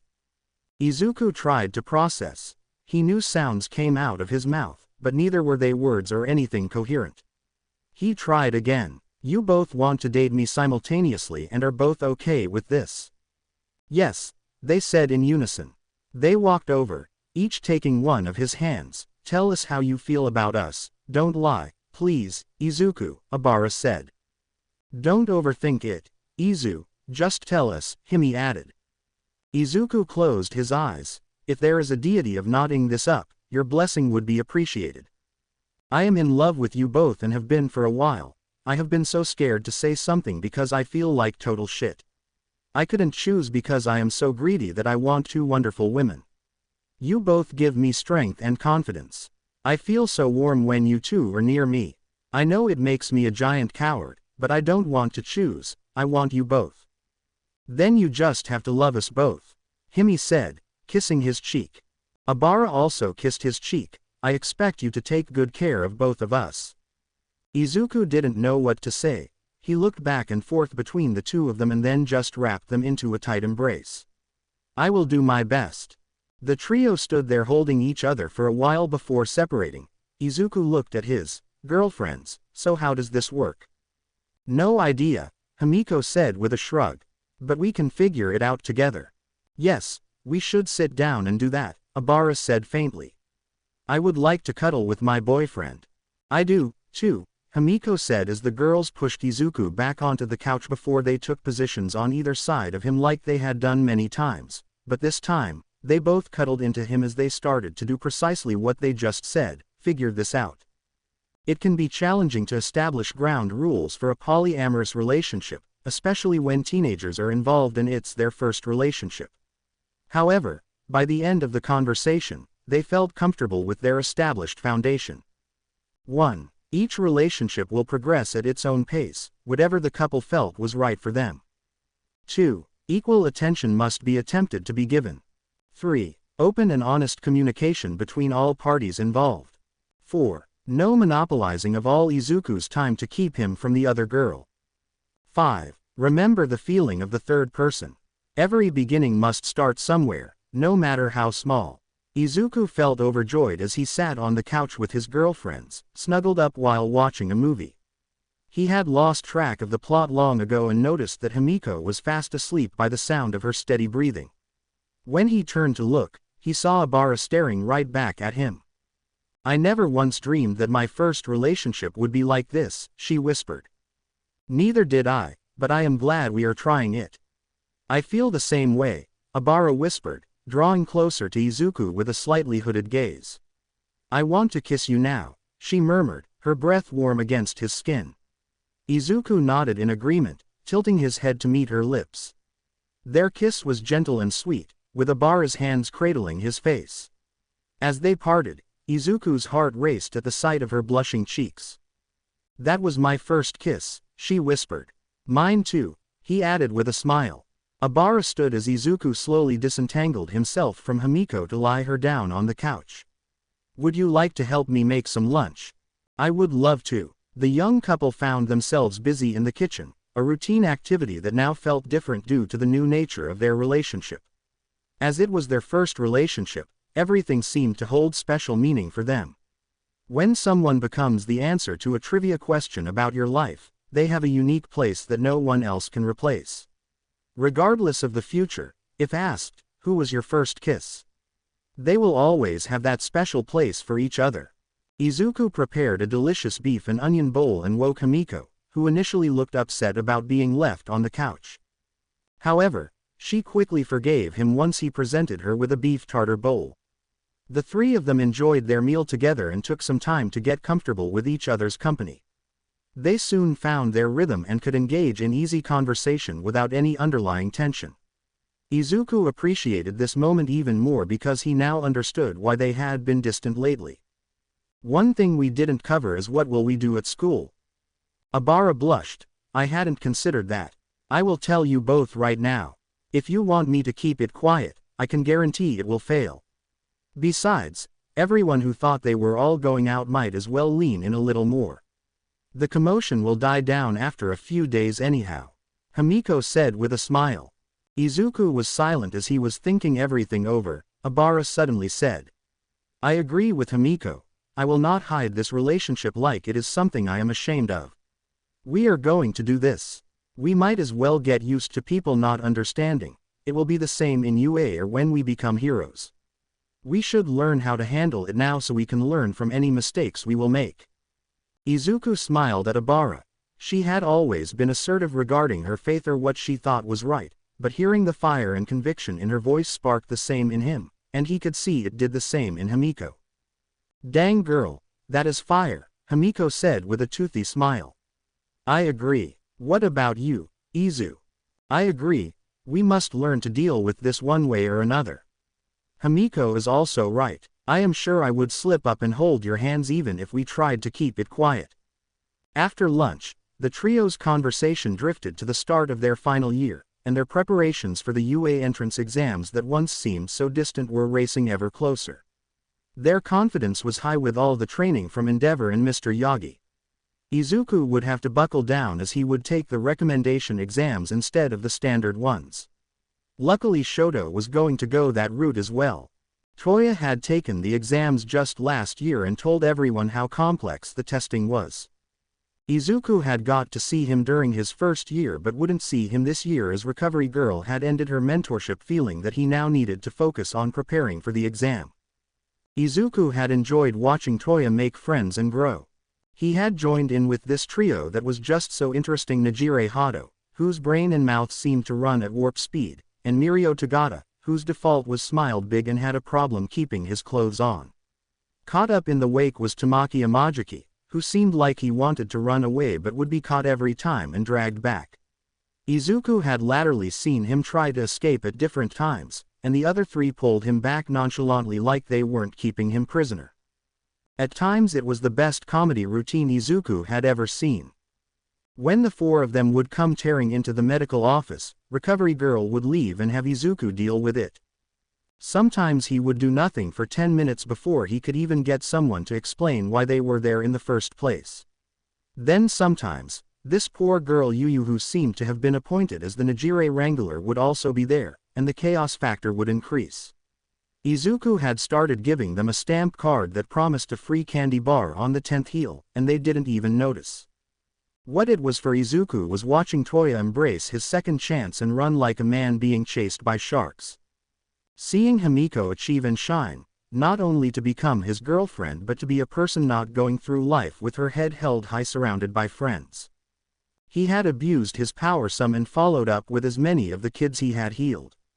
Seeing their kindergarten photos just warmed him in a way he never thought possible. He would still slip off to those wards when he was lured there or to other places Azrael would lead. It was random when he would appear, but whenever he did, Izuku knew what was expected, and he was never caught doing it. Nothing terrible had happened because of it, that was until the encounter last night. Something he still hadn't told his friend or his girlfriends. Izuku knew the longer he waited, the more trouble he would be. Movies had taught him that much. So as his girlfriends were sitting smiling, he decided in his infinite genius to walk by and sit in the recliner. So something kind of assaulted me last night in my sleep, he said. To punctuate this, he took a sip of his tea. He nailed it, he thought, but being a teenage boy and not only a genius but, in fact, a super genius, he didn't notice the dumbfounded look on the girl's face or hear the record scratch. What? They both yelled. Holy shit, Izu, what happened, and why are you only saying something now? Himiko said with an edge to her voice. Izuku Midoriya, you explain this right now. Obara yelled. Izuku, super genius. Midoriya's mind did not register the edge in Himiko's voice or the fact that any sane man would instantly have realized the danger he was in when Obara used his whole name. Nope, not this super genius. Obara didn't reprimand Himiko for saying holy shit. That hardly seems fair and stubbed my toe last month and got a lecture for saying damn it. Aren't you going to say something to Himiko about her language? Izuku, Midoriya, you, explain, now, or else, she said as her vines rose and wrapped around him, holding him in the air directly before them. Don't kill him yet, Obara. I want a turn, Himiko said in a very flat tone. In Izuku's credit, an ancient meme of a kid sitting on a bus by himself, I'm in danger, flashed through his head. Of course, Himiko, we did agree to share, didn't we? Obara said sweetly. Izuku decided to try and defend himself at this point, to which Obara placed her hand over his mouth. Sweetie, if the next words out of your mouth do not explain what you just said, I am going to go down the street and get Mizuki and tell her you did something dangerous again. Thoughts of explosions and running for his life flashed through his mind, but no one came to help him. They all just turned away like nothing was happening, even his mother. He shivered. Nodding his head, Obara removed her hand. So, one hurried explanation later, as fear had weaved through his body.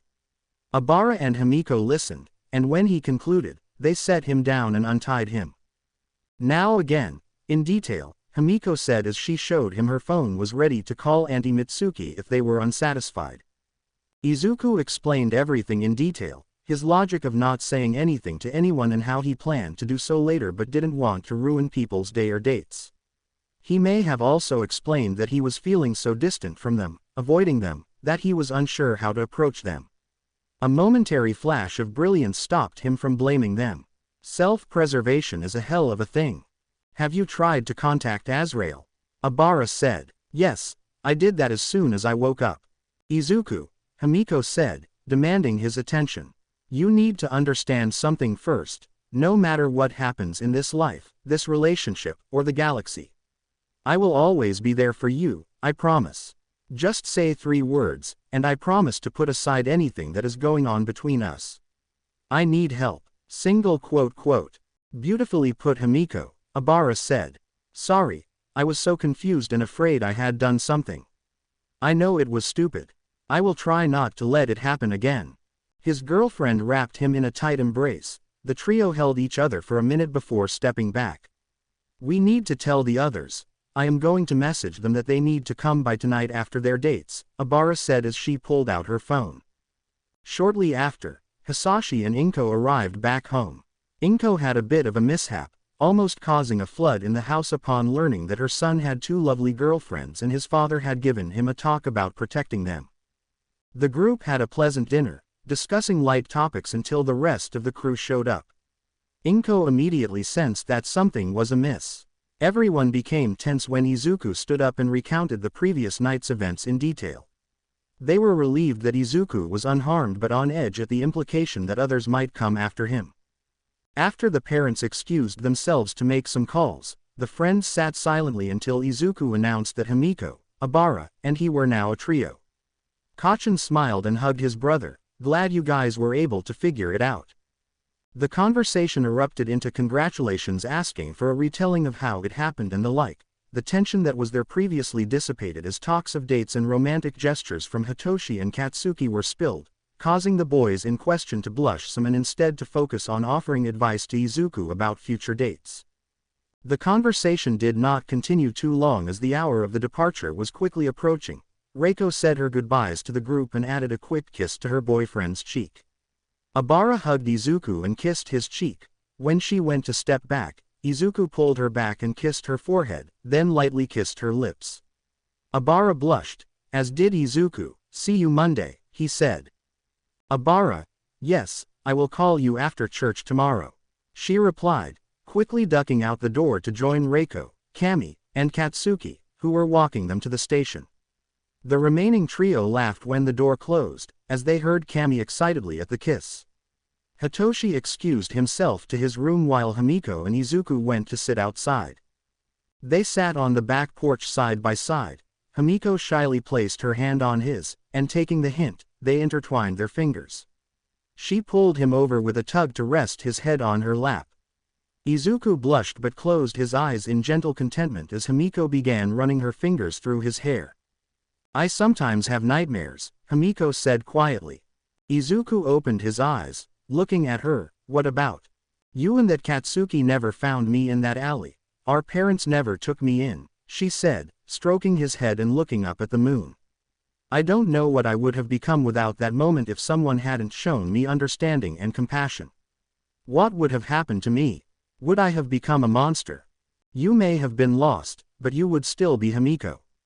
I am glad we met when we did, but even if I met you in 5 years, I would still heal you no matter what. Even if I had done terrible things, even if they were the worst things imaginable, I would still heal you and give you a second chance, even if I had to fight All Might, Endeavor, Kachin, or anyone." "Mizuki, I said fight, not commit suicide," he said with a beaming smile that earned a laugh from Himiko and a flick to his forehead.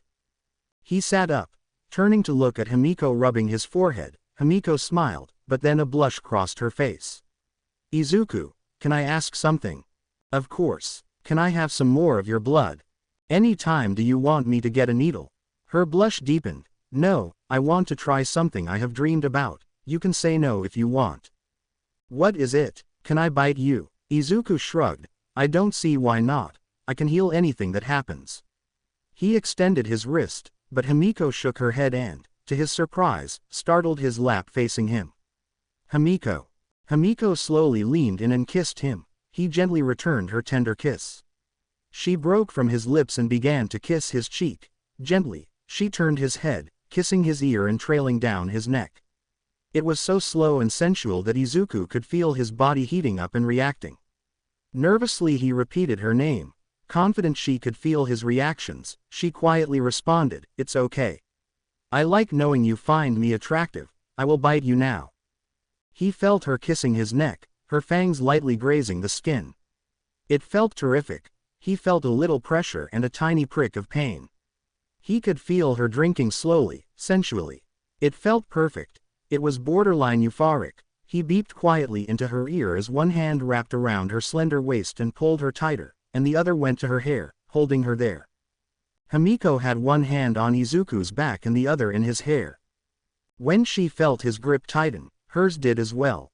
She had dreamed about this position. She never imagined the feelings it would cause in her. She could feel Izuku poking her. She was happy to know that he found her attractive in that way. As they were in the tangled embrace, it was when her hips moved in a very suggestive manner that shocked them both to reality.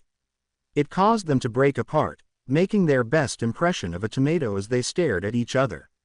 They were both in an almost euphoric haze. Himiko regained her composure, looking down into those deep emerald pools. "I will always be there for you, Izuku, no matter whom or what comes," she said. To her surprise, he kissed her. She wanted to protest as she was sure his blood was on her lips. It was tender and full of emotion.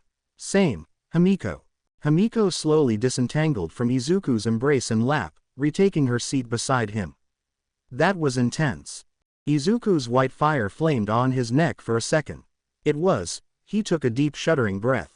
"Sorry about, he added, blushing up a storm. Himiko rested her head on his shoulder. "I didn't mind. I think I would have been offended if you didn't react." "You were the one that moved their hips," he whispered. "Shut up," she said, blushing. They just stayed like that for a while, her head on his shoulder, holding hands, looking up at the stars and wondering what the future would bring them.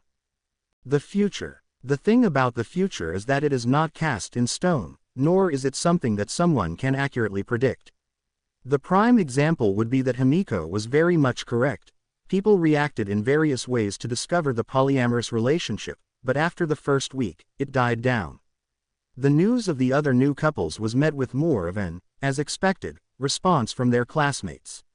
While there were some heckles for the trio, they quickly learned to block it. He also expected Azrael to show up or at least answer his mental call, but that was different. Izuku was expecting this year to go one way, and to a certain extent, what he was not expecting was to be sitting in a private office at a satellite office for All Might staring at Mr. Yagi as he morphed into All Might right in front of him. Izuku was very proud that he did not scream and completely fanboy out. Instead, he politely excused himself to the private restroom attached to the office and did in there. All Might did not have the heart to tell the boy he heard everything, hiding it behind his trademark smile. Izuku retook his seat. Young Midoriya, I will ask that you listen to me completely and truly think about what I will tell you. Can you do that for me? Izuku nodded. Once upon a time, two brothers were born, Shigaraki and Yoichi, in the early quirks. Shigaraki was born with a very powerful quirk, possibly the most potent and dangerous of all time. He could take quirks from others. Not only could he take them, but he could also carry these stolen quirks and give them to others. With this terrifying ability, he quickly became a mighty and feared man. The Yoichi was thought to be born quirkless. When Chaos was king, it was even more dangerous for those without a quirk. Shigaraki, in his way, loved his younger brother, but the younger brother could not stand it while his elder reigned chaos and destruction, amassing a vast criminal empire. So, Yoichi rebelled, something Shigaraki could not tolerate. He took Yoichi and locked him away, but not before forcing a quirk upon his brother, a stockpiling quirk. An abnormality that would continue to grow, accumulating more and more power. This would be Shigaraki's most significant mistake. Unbeknownst to him, Yoichi had a dormant quirk that hid inside him. Yoichi's quirk would merge quirks, allowing him to pass on this quirk to anyone he chose. One brother could steal quirks and bestow them. The other could join them and pass them on. A very potent combo if they ever see eye to eye. Now with a new quirk being added to him, the two quirks merged, and he called it One for All, a seeming play on Shigaraki, who had taken to calling himself All for One. Yoichi could escape his brother. He joined with people trying to stop All for One's tyrannical hold. Knowing All for One would never stop, Yoichi passed his quirk onto another. Sadly, this person failed, but not before they also passed it on. This has happened many times over the years, 8 to be exact, and now I want you to be the 9th. Izuku was in shock, to say the least. That is why you avoided ever saying what your quirk was. You always dodged the question or made a joke to change the subject. Exactly. I came across All for One a few years ago, and I had thought I had ended his threat once and for all. That was when I was gravely injured. After you saved my life and told me about an apparent assassination attempt, I knew he had survived somehow. I have been working with an elite group of heroes to track him down and end the threat. We believe this will happen soon, but I do not want to have the same regret you sensed. I want to pass on my quirk before the battle to ensure its survival in case we fail. I know that placing this burden upon you is a terrible thing to ask, but I have observed you over the years and know that you are a more than worthy successor. I believe that you will be able to do such amazing things. That is part of why I started to train you. Then I met your friends and saw such amazing potential in all of you that I had to train all of you regardless of your decision today. Wouldn't one of the others be better? Like Katsuki, or Shoto, or Obara. They are all great kids and will be amazing future heroes. I believe they will grow to all be great pillars of society, but the thing that binds all of them is you.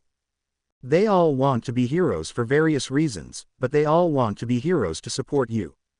You have inspired them to be heroes not for money or fame but for an ideal for a better society. Also, with the energy stored inside One for All, your healing abilities will reach new levels. I know what you have done at children's wards. I have seen you weep in the halls for those you couldn't reach. You were never seeking money or praise for what you did. You gave all you could and still strive to give more. That is what a hero does. They constantly strive to go beyond. Also, adding my quirk to your own will give you greater strength to defend yourself. I know you worry about your friends having to protect you. I would have to tell them there is no way I could hide suddenly bulking up and running around smashing things. Besides, after what happened and before, I gave my word to not hide anything from them. I choose to keep this secret to a tiny group. By doing so, I condemned myself to a lonely life. I did so to keep people safe from the threat of All of One. A threat I hope to remove from the board, but should I fail, it would only be right for them to know what is coming. It will be your quirk and your decision. I would support you in every way I can. Besides, if I tried to make you abandon your friends and family, I am afraid that little Mizuki would track us down." Izuku shuddered. "Don't even joke about that," he finished with a shaky smile. "I will not sit here and tell you I am not scared or excited, because that would be a lie. I don't know if I can ever surpass you, All Might, but I promise to make you proud. I accept. Your friends, I will tell them after, then they can make their own choices. I know my path. Regardless of their thoughts, I will walk it. So how does this work? Do I kneel, and you recite a sacred oath or something?" All Might smiled. "You need to ingest some of my DNA, so this is where I could either pluck a strand of hair for you to eat, or we can do a simple blood injection." "Wait, I just got 2 girlfriends and barely had my first case.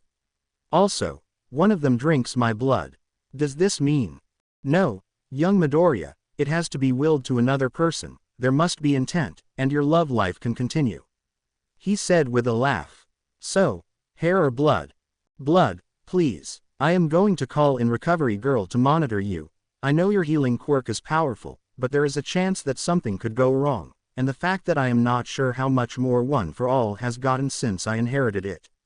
While I was able to use it at its full potential right away, for safety's sake, we should see about starting slow and making sure you don't injure yourself too badly." "Wait, if I have to take One for All, how will you fight All for One?" "The power will remain with me for a time before finally fading away. My mentor could use it at full power for a few years before she was killed. After One for All is handled, I plan to announce that I will be stepping back from heroics to teach the next generation of heroes." "Retirement? No, a step back. I will still be here to help ease the transition to a new era of heroes, but truthfully, almost dying put several things into perspective. I would like to have a normal life, maybe find someone to settle down with and have a few children of my own. Being around you and your family showed me how much I missed out on. Besides, once you and your friends graduate from UA, I know everything will be in good hands.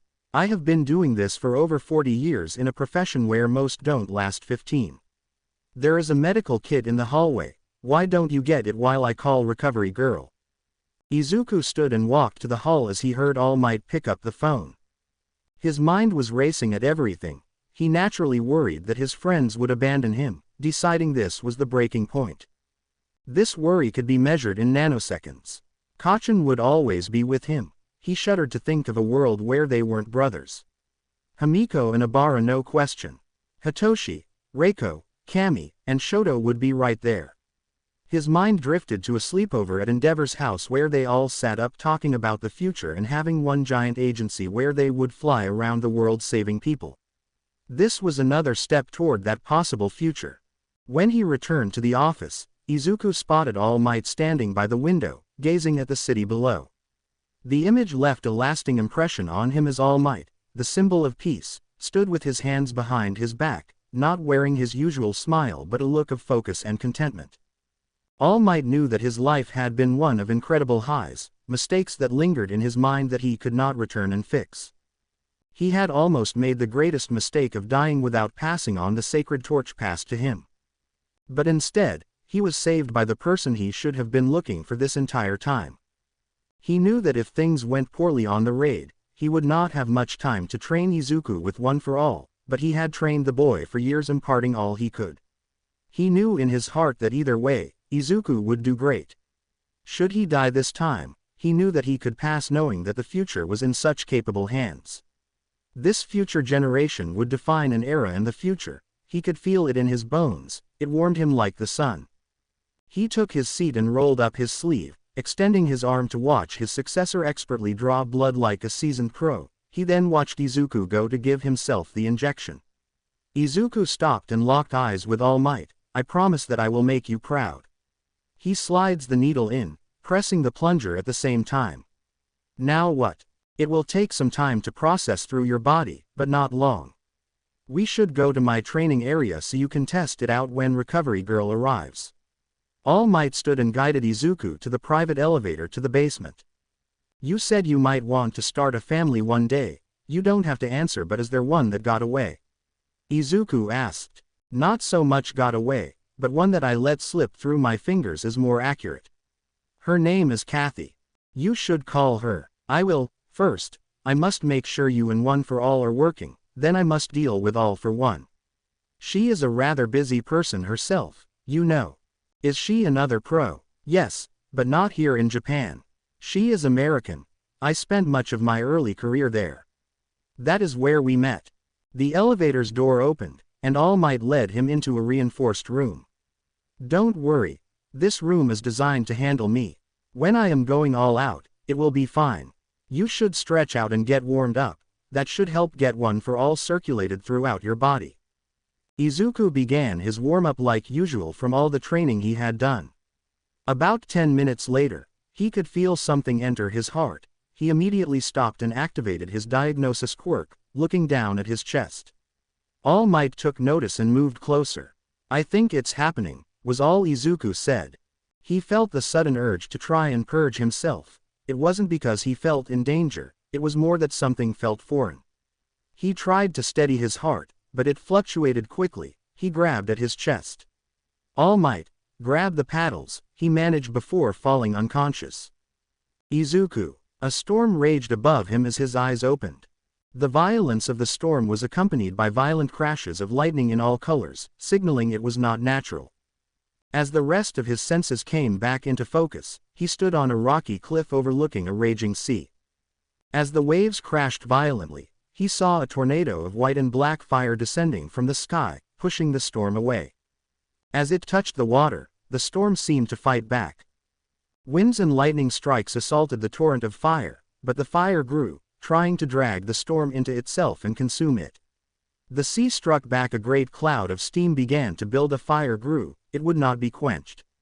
It would not be put out or consumed. It would rage. The storm's intensity was unlike anything Izuku had ever seen or imagined. It was then that Izuku realized that the winds were sweeping him away, but here he stood. Remarkable, isn't it? A voice rang behind him. Izuku jumped and turned, seeing a thin man with white hair and green eyes. Who are you? Where am I?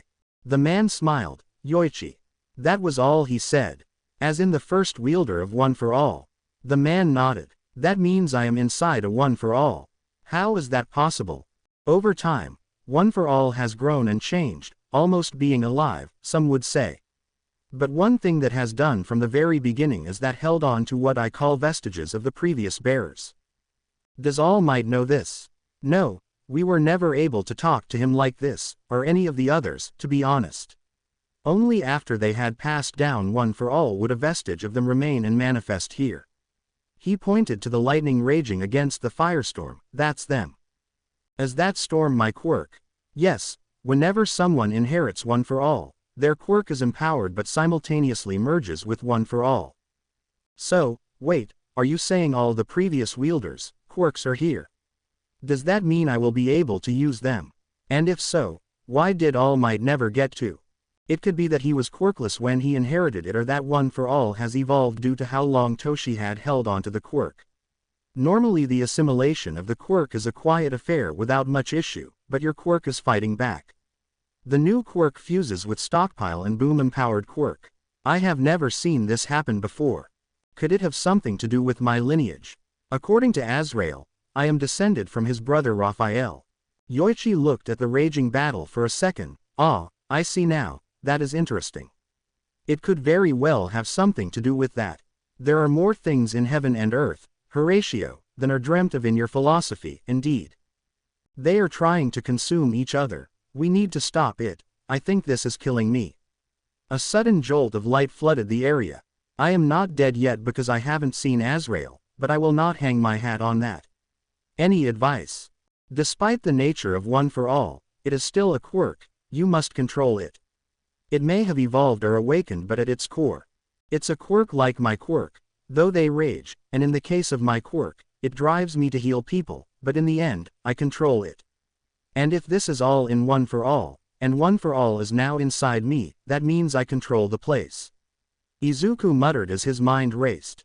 Yoichi smiled. Maximum effort, Izuku said and stepped off the cliff, but he didn't fall. Instead, he walked in the air. Yoichi noticed that the purple lightning had stopped raging. Instead, It began to dance around the boy. As Izuku got closer, he first reached for his fire, pulling it in tight as he did so. He noticed the lightning slowed though the storm raged. Fire and water, I wonder if this is what Shoto has to deal with. The raging sea was not abating. Izuku tried to calm it, but I would not heed his will. Great anger rose in the boy. Instead, he poured his will into his fire. A significant surge of energy burst forth, and the fire's tight spiral increased in speed and intensity, puncturing through the water's surface. Izuku focused the rotation like a drill, pushing it deep into the water. Ghostly wings appeared behind Izuku. As focused, Yoichi could see the image of an unimaginably handsome man placing his hand on Izuku's shoulder. He then saw Nana manifest in her full costume, cape billowing in the wind, appears next to the man and places her hand on his other shoulder. The two ghostly beings looked at each other and nodded. Everything exploded in a myriad burst of light and color. When Izuku could focus, the storm was gone, the sea no longer raged, and there was no fire tornado. Instead, he stood over a lake of green fire. As the waves moved, he could see tips of black and white. He turned and saw Nana there behind him. "Good job, kid, tell Toshi I am proud of him." She then shoved gently, throwing him off balance, and he fell back. As he touched the fire, he jolted awake. The feeling of waking from unconsciousness became a painful, familiar experience for Izuku and dancing to the edge of death. Izuku hated even to think about it, but as long as Azrael wasn't waiting, he felt it would be okay. It was a terrible habit for him to develop. Maybe it would benefit him in near-death experiences later in life, but being so young, he felt that this was not the lesson he should be learning. In truth, every time he danced to that edge, he was ready to risk everything to achieve his goal. Mizuku to All Might, to cancer victims, to Toya. Even now, when he had inherited one for all. Now truthfully, he was not in this inheritance thinking that death was on the table. Pain, yes, intense pain, possible. But when your quirk is the heal by absorbing others' pain, pain is the game's name. Also, he hadn't encountered something beyond amputation that he couldn't heal. Unless you still had the missing limb, then he was golden. It was chaotic life he had lived, and the things he had experienced out of context were the stuff of horror movies. As he thought about it, even in the context of his life, it was a horror show. He had found that his fear of death was more about what it would do to those around him than what it meant for him, but that was because all his near-death experiences were for things he was willing to lay his life down for. He understood that was the rationale of a child, but regardless of whether it was a horror show or not, he was a child. He was a child with a fantastic family, a quirk he loved, and two phenomenal girlfriends. Now he had inherited a second quirk that was as amazing as the first and would empower the first. Not to mention other quirks that he would be manifesting. Was he cheating? It felt like he was. It felt like he was greedy, just hoarding all these fantastic things to himself. On the verge of a self-introspective downward spiral, he was snapped back to reality with the words.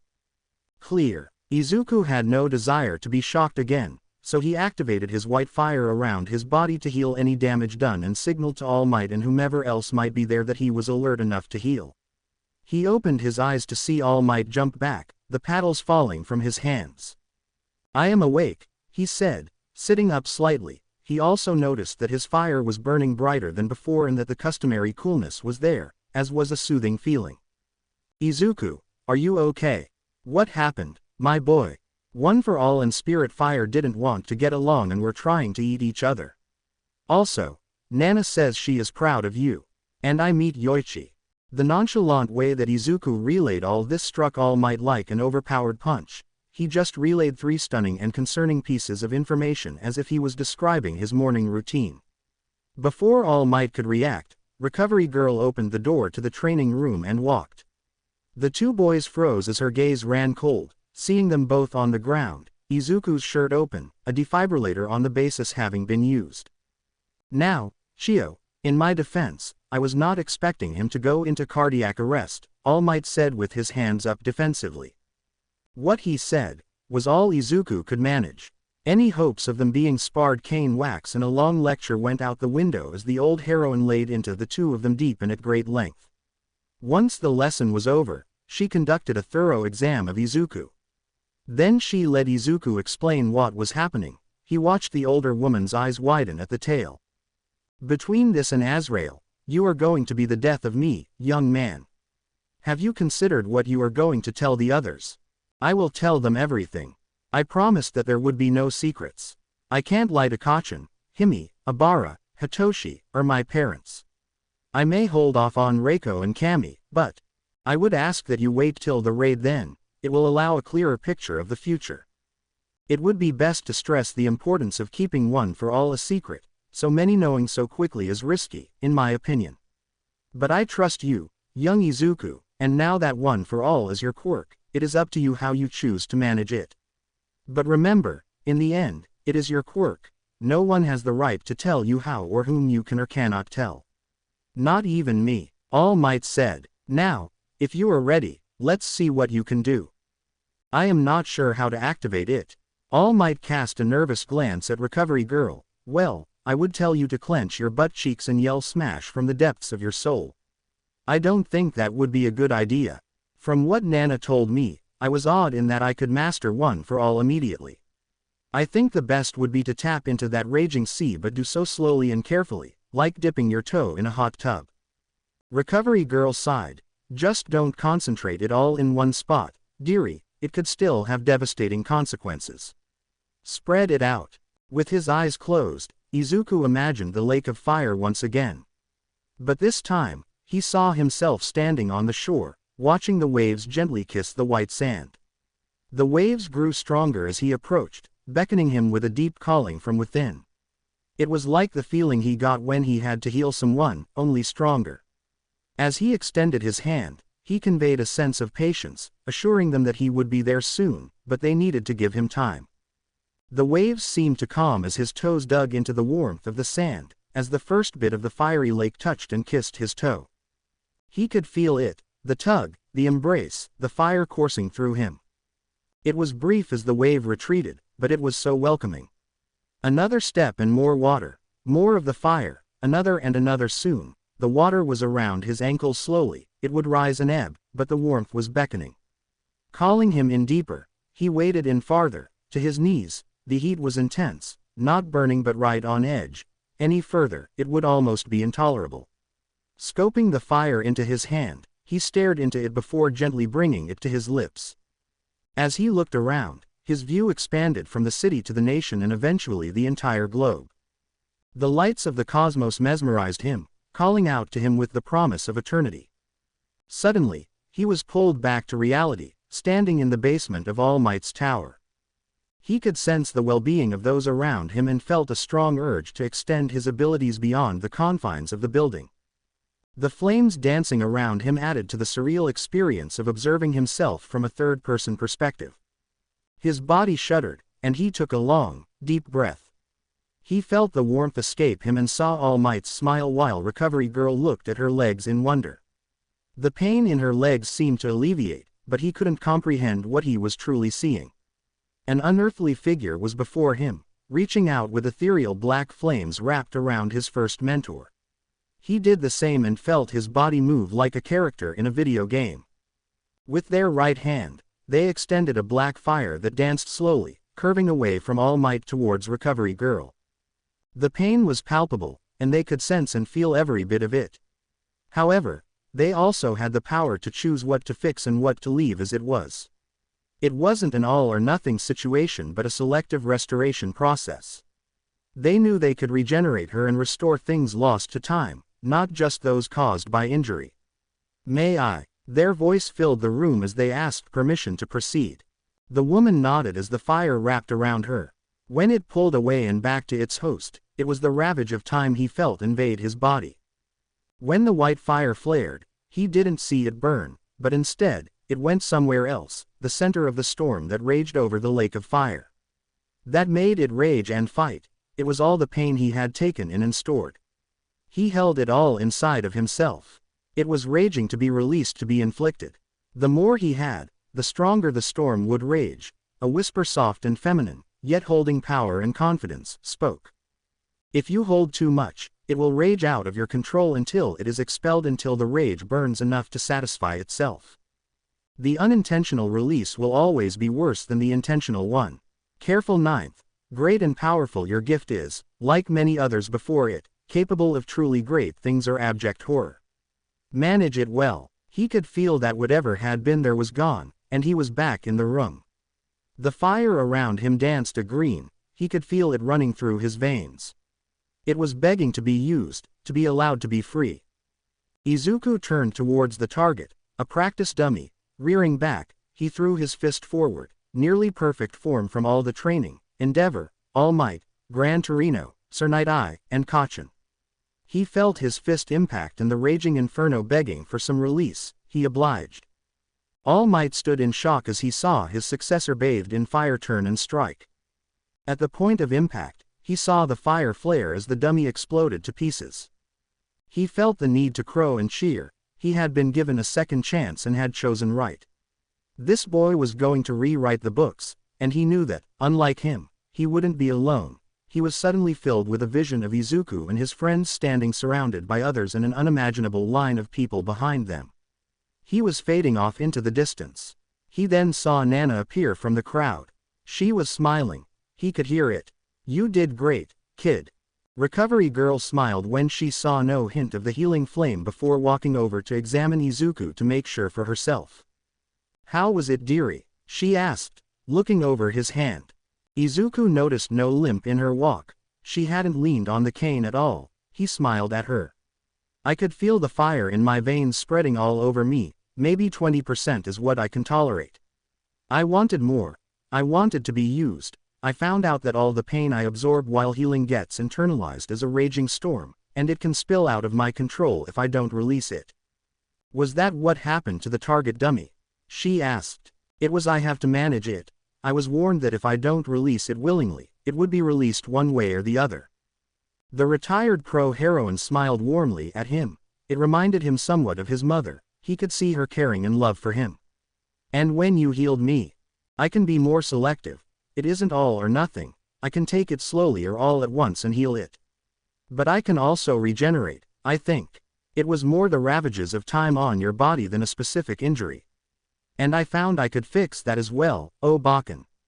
The last word falling out tentatively, he saw her smile. "Now be careful, Mago, don't push yourself too hard or too fast. This old woman can only handle so much." She gently patted his cheek as he went back to testing his abilities, destroying 3 more dummies till he felt the storm was satisfied. The rest was a potent hit, but the dummies survived. He continued training for a few more hours of the steady guidance of All Might and the gentle gaze of Bakken. Till he felt the wear and tear of the day beginning to catch up, he immediately let it known, and All Might called the training and took the boy home after he showered. 1 month later, upon entering the warehouse with a fierce determination to engage in battle, All Might was met with a deafening silence and an eerie emptiness. Dust accumulation suggested that the place had been deserted for quite some time. In a frantic search for any evidence or hint of the villain's whereabouts, All Might scoured the area with intense focus. However, all that was found was a makeshift throne and a handwritten note with a brief apology stating, "Sorry I missed you." All Might sighed, disappointed as his efforts to help Izuku find peace for the night didn't pan out as expected. Sir Night-Eye launched an investigation into their sources to identify the culprits responsible for the misinformation, but it appeared that there wasn't just one source. The damage inflicted on All for One's empire was more severe than anticipated, and the sources responsible for the false information had vanished without a trace. Identical messages were found everywhere, leading the heroes to realize they had been deceived. Elsewhere, a laugh escaped All for One as he utilized a useful quirk called remote viewing to observe the heroes raiding an abandoned safe house. The machines around him were functioning efficiently in ensuring his survival, while the skilled doctor searched tirelessly for the perfect quirk to restore him to his former greatness. There have been reports of a highly effective healing quirk in the world that is said to have almost miraculous healing abilities. It is believed that this quirk was utilized by All Might, who was in critical condition after his last battle. It appears that the hired assassin could not eliminate his nemesis as expected. Surprisingly, his enemy seems to have recovered and improved significantly. All Might has regained his physical strength and becomes more agile, leading to speculations that he may have obtained a miraculous quirk. Some time ago, The doctor had shared with him details about a young boy with an extraordinary ability that could be highly advantageous. Unfortunately, the doctor's cover was blown when someone discovered Toya Todoroki, and he was compelled to go into hiding. All for One did not doubt that the miraculous healing quirk that thwarted his plans was not a coincidence. Although he couldn't pinpoint who was behind his setbacks, he felt an unfamiliar yet pleasant sensation. The kids he needed for his schemes were no longer within his grasp, as they had recovered and were living everyday lives. Toya Todoroki was once a part of his plan and was back home and enrolled in UA to become a hero. Despite experiencing fewer setbacks, he would return the next day whenever he encountered one as if nothing had happened. There had been some reports of Recovery Girl mentoring someone or even sponsoring them for the recommended exam, but he had been unable to pull any information on the boy. Technopaths he once had in his pocket were suddenly silent on the subject. This, of course, to the sudden recovery of loved ones. Once again, there was the healing quirk and some invisible puppet master pulling the strings. Doctor, we must accelerate the high-end project. Someone is moving against us. It is only a matter of time before they decide to do so directly. Tell me about this healing quirk you encountered years ago. What was the boy's name? Izuku Midoriya, Master. Tell me about his quirk again. You see, Master. Midoriya household. Izuku sat on his bed, his heart racing after receiving the news of the failed raid. He had only expected to hear about All Might's demise, but the situation worsened. All for One was still alive, and he was taunting the heroes. Izuku called for a family meeting to inform everyone about what had been brought to their doorstep. Don't worry too much. He will have come to your doorstep. Hello Azrael, it's good to hear from you finally. I've been attempting to get in touch with you but am still waiting to receive a response. Izuku, I am not a dog you can call upon at your whim. Instead, we have a mutually beneficial arrangement where you work for me. My love for my brother is the foundation of our relationship, not you. While you may remind me of him, it's important to remember that you are not him. I know I am not him, but some response would be excellent when things come to me because of what you did. Izuku, I understand your frustration, but please know that events occurred due to various factors and not just because of my actions. While I have been focusing on assisting you, I also have other responsibilities. To ease your worries, I will provide a level of protection for you in your home that should suffice for now. Let's shift our attention to discussing All for One. Yes, you said he would have come to my doorstep regardless. I'm sorry that the only way to avoid this situation would have been to let you perish when we first met. The reason is that your healing ability is what our enemy is after. Like All Might, he sustained injuries during their fight, and despite attempting to recover, he is now a mere shadow of his former self. However, even with this handicap, he still poses a significant threat to you and other heroes. He is a quirk thief. He means to take my quirk and use it to fix himself so he can do whatever evil shit he has in mind. Will it be even worse if he finds out I have one for all? Yes, but the catch is that now he can't take it from you. One for all cannot be stolen or forcibly removed due to the nature of the quirk. Now that your quirk has merged with One for All, it cannot be stolen either. He will force you to use it to give him what he wants. My friend and family, he is going to use them against me. I should. Humanity is always so predictable. If you dare say you should go and distance yourself from them to keep them safe, I will inflict such misery upon you that death will seem like a kiss from one of your girlfriends. Do you ever wonder why I've tried to surround you with many allies? It might be helpful to speak with the previous wielders and learn from their experiences of going solo or sticking to small groups. Remember, you will eventually face All for One in a fateful battle. Why would you ever venture into something without backup when you could have it? Is it to protect your friends? Have you considered how they would react if you told them you were taking on the ultimate villain of the quirk era all by yourself? Shouldn't individuals have a say in the world's future and futures if the fight revolves around it? I want to keep them safe. To ensure safety, it's crucial to be informed rather than kept ignorant. You should be aware that your enemy won't come alone but with an army of his own. Don't expect a private fight between you atop a mountain to save the world. He wants the world to know of his invincibility. Even the most influential leaders can only rule with lieutenants since there's too much to manage. Similarly, no hero can save everyone everywhere at once. Therefore, it's essential to use your intellect. Your group has received training from 3 top active heroes, and 1 semi-retired. Rigorous education and training at UA is on the horizon. What should I do? You fight. You let the others know of the fight coming their way. Let them decide what to do. If they want to lie in their beds and wait for me to go to them, then let them. Let them if they wish to enter the field and dive into my arms. Live on your knees, or die on your feet. Why do you get to choose for them? Freedom of choice. You never made me do anything. You put opportunities before me, and my nature took over. They should be able to choose for themselves. You're right, Azrael. I am sorry. Izuku, it is essential that you always remember one thing. People may not always get a choice in how or when they die, but they should always be given a choice in how they choose to live. Izuku pulled out his phone and called All Might. All Might. Yes, young Midoriya. Izuku. I heard from Azrael. He told me All for One would be coming after me one way or another. He knows about my healing quirk. He also said that Spirit Fire and One for All have merged, so he can't forcefully take it from me. All Might. That is comforting in some fashion. Know that I will not stop hunting him, Izuku. When the time comes, you won't be alone. Izuku. I know. I am going to tell my family and friends. Before you say anything, Azrael said something. He won't be coming at me alone, he will have his army at his back. They deserve to know what's coming regardless of what they choose to do. They have the right to choose how they live. Part of his power is being in the dark. All Might. You want to bring him into the light, the panic it can cause. Izuku. I'm not referring to a news report or anything.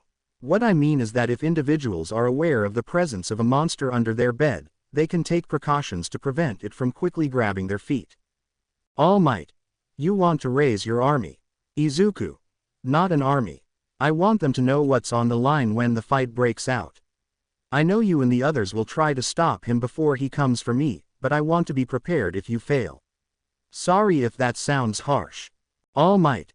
No, it doesn't. It would be best to always prepare for victory but not ignore the possibility of failure. Failure, no matter what, is always an option on the table or in the shadows. Izuku. I assure you that I will exercise discretion and only trust those I feel are trustworthy. However, it might be wise to involve more members of the hero community in the investigation, as there could be valuable information out there.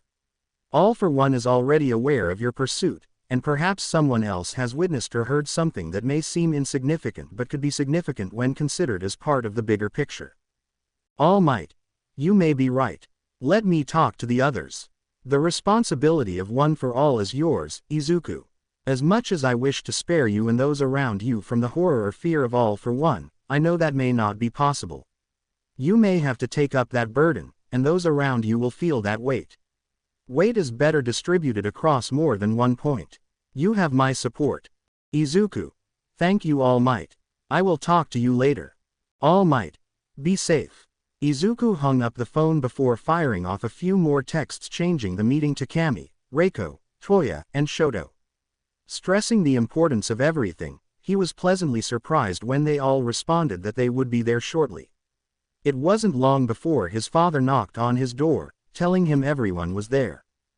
Hisashi could see the world's weight upon his son. Stepping on him, he closed the door and hugged his son tightly. No matter what, son, I will be by your side.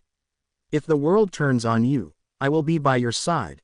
If it is too heavy to hold up, I will help alleviate some weight. Your mother and I both. I love you so much. I am proud of the man you are becoming and the hero I know you will be. Izuku held his father tight. They said nothing further until they felt good enough to separate and walk out together. Stepping into the living room, he looked at the assembled group, noticing worry on much of their faces, except the Todorokis. Toya was doing his best to look bored, while Shoto seemed almost excited that something was about to happen. Izuku took a deep breath. What I am about to tell you all is game-changing. Let me finish before you ask me questions, and try not to yell too much. Let me tell you a story about two brothers. Inko. An ancient evil supervillain out there would come after her son at first to force him to heal him. Now, it was because he had inherited one for all from All Might. Inko had never thought much about her quirk, seeing something minor. Useful for household chores and simple tasks, but something she could use sparingly. But that moment, as her son spoke, thoughts of how she may strengthen her quirk began to dance in her mind. She could attract a cup from across the room. Can I pull someone's heart from their chest? All for one had ed up in ways he had never imagined. Inko Midoriya was awake now, and she was pissed. Her boy would live a long, happy life filled with love, providing her with numerous grandchildren to spoil. Part of her wept for her boy, born with an incredible but burdensome quirk. A heart that didn't allow him to look the other way. He had endured more pain than anyone could have in 100 lifetimes. Yet he still had pushed forward, creating this nexus in her living room. She was bringing all of them together, enriching all their lives. Now another burden was upon him. Of course, he took it upon his shoulders. She would have been surprised if he hadn't. Yet due to that nexus, she knew the others would help him carry it. They would take some of it for themselves. She knew in her heart that what was before her was the future the world had only dreamed about. Rei and Mitsuki also need to know something is coming for their babies. Hisashi. He just nodded. He had a pit in his stomach as he listened to the whole tale. He wondered when his son's shoulders had gotten so broad to hold so much upon them. Hitoshi Midoriya. Well, at least he isn't a zombie, but now there is a demon king. He looked over to Reiko, who was in shock. As he looked at her, he saw an image of her lifeless body being superimposed over her. His heart raced and broke at the same time. Part of him wanted to rage at his brother, but he knew it wasn't his fault. The monster would have come regardless of One for All, but now at least, they had a heads up. Was he going to run? He knew he wouldn't, just as much as Reiko wouldn't. He was going to be a great hero just like all the rest. Now he knew he had the opportunity to go down as part of the team that took down the Demon King. Time to fight for the future, and he would fight to his last breath. He knew now that it wasn't just luck that Izuku had been there that night to save him, it was fate. His fate was to be there and end the Demon King and his whole stinking army. He reached out and squeezed Reiko's hand. She returned it as the look of shock faded from her eyes, and a fire began to burn. Riko. Once upon a time, she was just a lonely girl whom people would make fun of for how she would talk and her love of all things spooky. Then Kami came into her life, a fireball of energy, and she didn't seem to care what anyone said. She took Riko's hand one day and told her they were eating lunch together, and that was it. They saw a shy, unsure girl with messy blonde buns walk into class one day, and they knew what they had to do. This led to Izuku, Katsuki, and, most notably for her, Hitoshi. Now she was listening to an even more fantastic story than the one that had happened years ago when Izuku rose from the dead. Looking at her boyfriend, she was unsure of how she felt for him but over herself. Was her quirk good enough to fight against this ancient evil? Was she good enough? It was a call to action that would shape the rest of her life. The only chance to avoid it was to drop heroics and flee to the far side of the world and hope she lived a good life and died while her homeland possibly was destroyed. Or while her friends fought and died while she cowered. She was afraid. It took a moment for her to realize that she was not scared of dying but afraid of failing. Failure meant destroying everything she knew, as if she had run away. No, she would not run away. She would not cower in some corner. She would fight. She would win.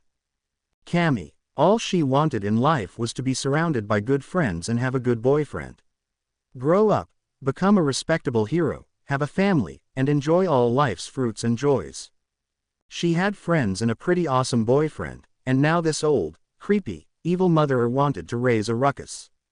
That, she could see her future, it was laid out.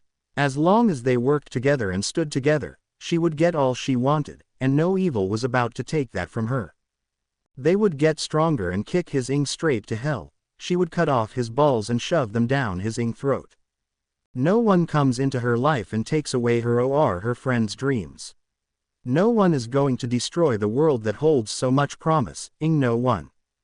Katsuki Bakugo. Izuku was trouble. Somewhere deep inside, he knew his brother was trouble.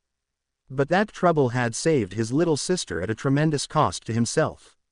He had saved many other children and probably the Todoroki family.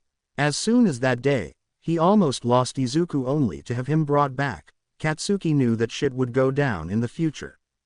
Saving Himiko, saving Hitoshi, Toya, and Shoto. Someone was gathering people around his brother to help protect and support him. Now one for all, now all for one. It was hard to sit and realize that his brother was being chosen for such a responsibility. He was being elevated, and a lesser person would be jealous, but Katsuki wasn't.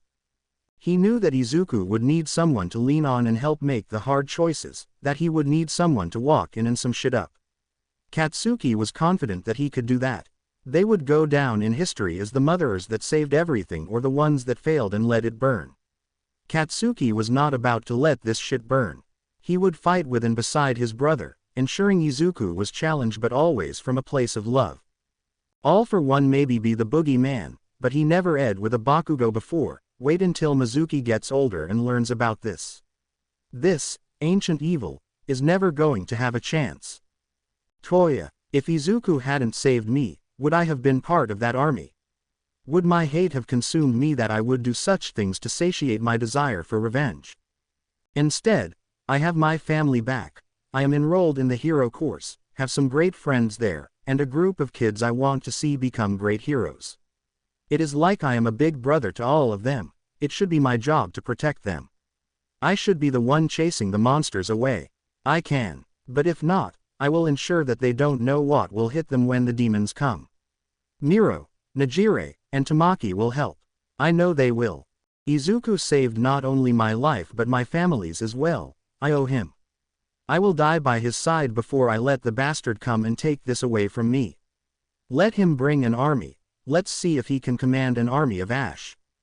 Shoto, Izuku Midoriya. The story was fantastic and had all the elements of making something genuinely magnificent. Once upon a time, Shoto wanted to be a hero to save people. That dream was almost wholly ripped away until Izuku Midoriya. Now he was being offered a chance to save the whole country. To stand with others, not alone but with friends and comrades, to declare that they would not go gentle into that good night.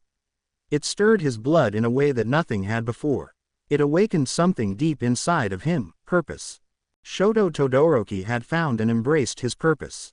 Not to be the next great hero, not the best, but to be one that protected those he cared for in the everlasting promise of tomorrow.